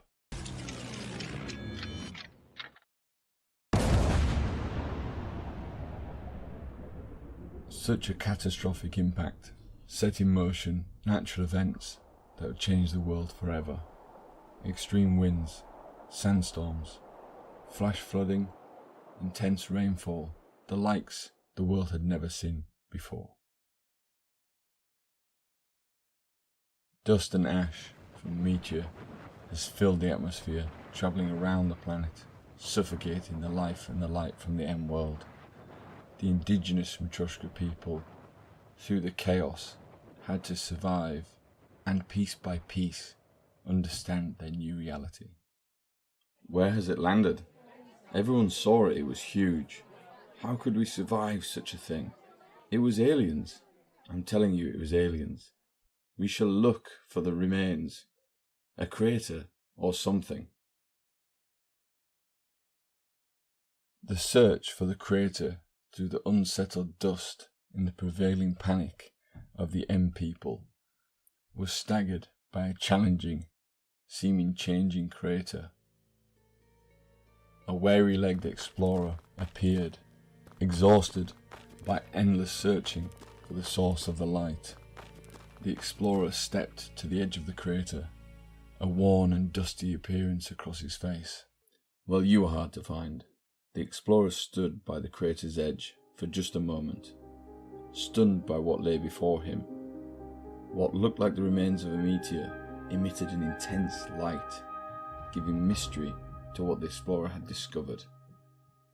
Reaching for the source of the light, he uncovered something glistening.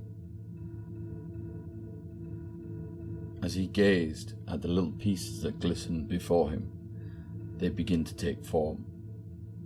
They look so perfect, the explorer said. They look like teeth, as the explorer quickly picked them up and put them in his pouch. The explorer secures his footing and collects what can only be described as an ever-changing rock. At one moment, the matter appeared liquid, the next solid, but always ever so bright. He was transfixed, almost frozen. Without blinking, the explorer slowly rose to his feet. What could this be? The young explorer had to share this with his tribe. Rock in hand, he quickly climbed out of the crater, and with the light from the matter, he made his way back home. At the Matryoshka settlement, everyone was astounded by the incredible source of energy that the matter produced. The questions were plentiful. The M people all took a moment to adore the matter, but knowing research to finances will be important for the M world. Meanwhile, there are some dark places on the M world, places that are no longer safe for the Matryoshka people. It wouldn't take long for the rumours of this powerful energy source to reach them, and those that reside there. Among the sharp rocks and sinister shadows, a figure emerges from the darkness. The evil Matryoshka slowly rises from his throne, with a dark smirk rippling across his face. Enraged horses scream as he turns, mounts his horse, and prepares to ride out. Fools, you do not deserve to know what it can do. It shall be mine.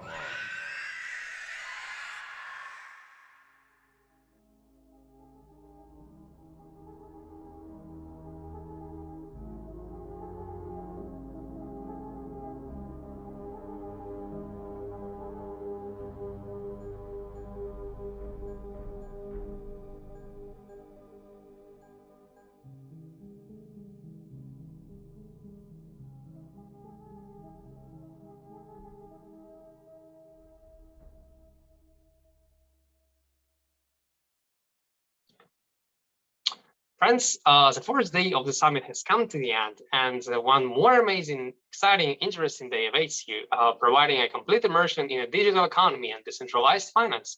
Once again, I want to thank all the viewers and our amazing speakers for participating. We have all done a great job for this summit to take place. Summit is hosted by the international blockchain consulting company Colibri Group and the leading cryptocurrency calendar, market research service, Coindar.org.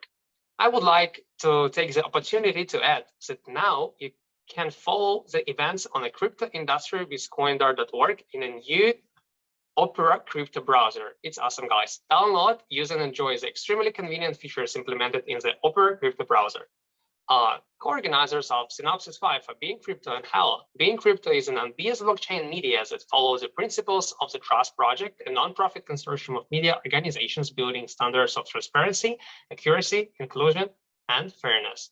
Halo is a sustainable and regulatory-friendly decentralized platform that solves the key issues of blockchain technologies through the maximized speed, security, environmental friendliness, and scalability of the proof-of-stake consensus. I want to thank our general sponsor, Halo, as well as the diamond sponsors who made a significant contribution to the organization of this event.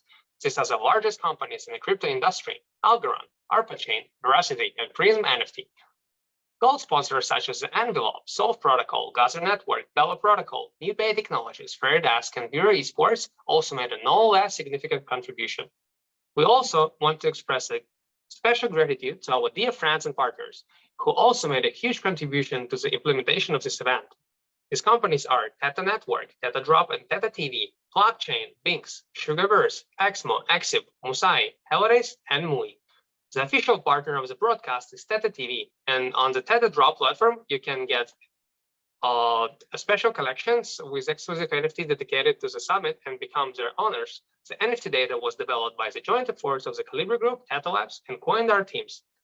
We continue to use and develop one of the first Theta Pass implementations to access premium content for conference attendees via NFT. What does it mean? It means that every owner of NFT Synopsis can get a ticket of a special category, Theta Pass, to unlock the premium features of the ticket, as well as access to premium content and other options in the future. To do this, you need to have any NFT on Theta Drop released by Synopsis and log into the Synopsis website in an appropriate section, Ticket, Theta Pass.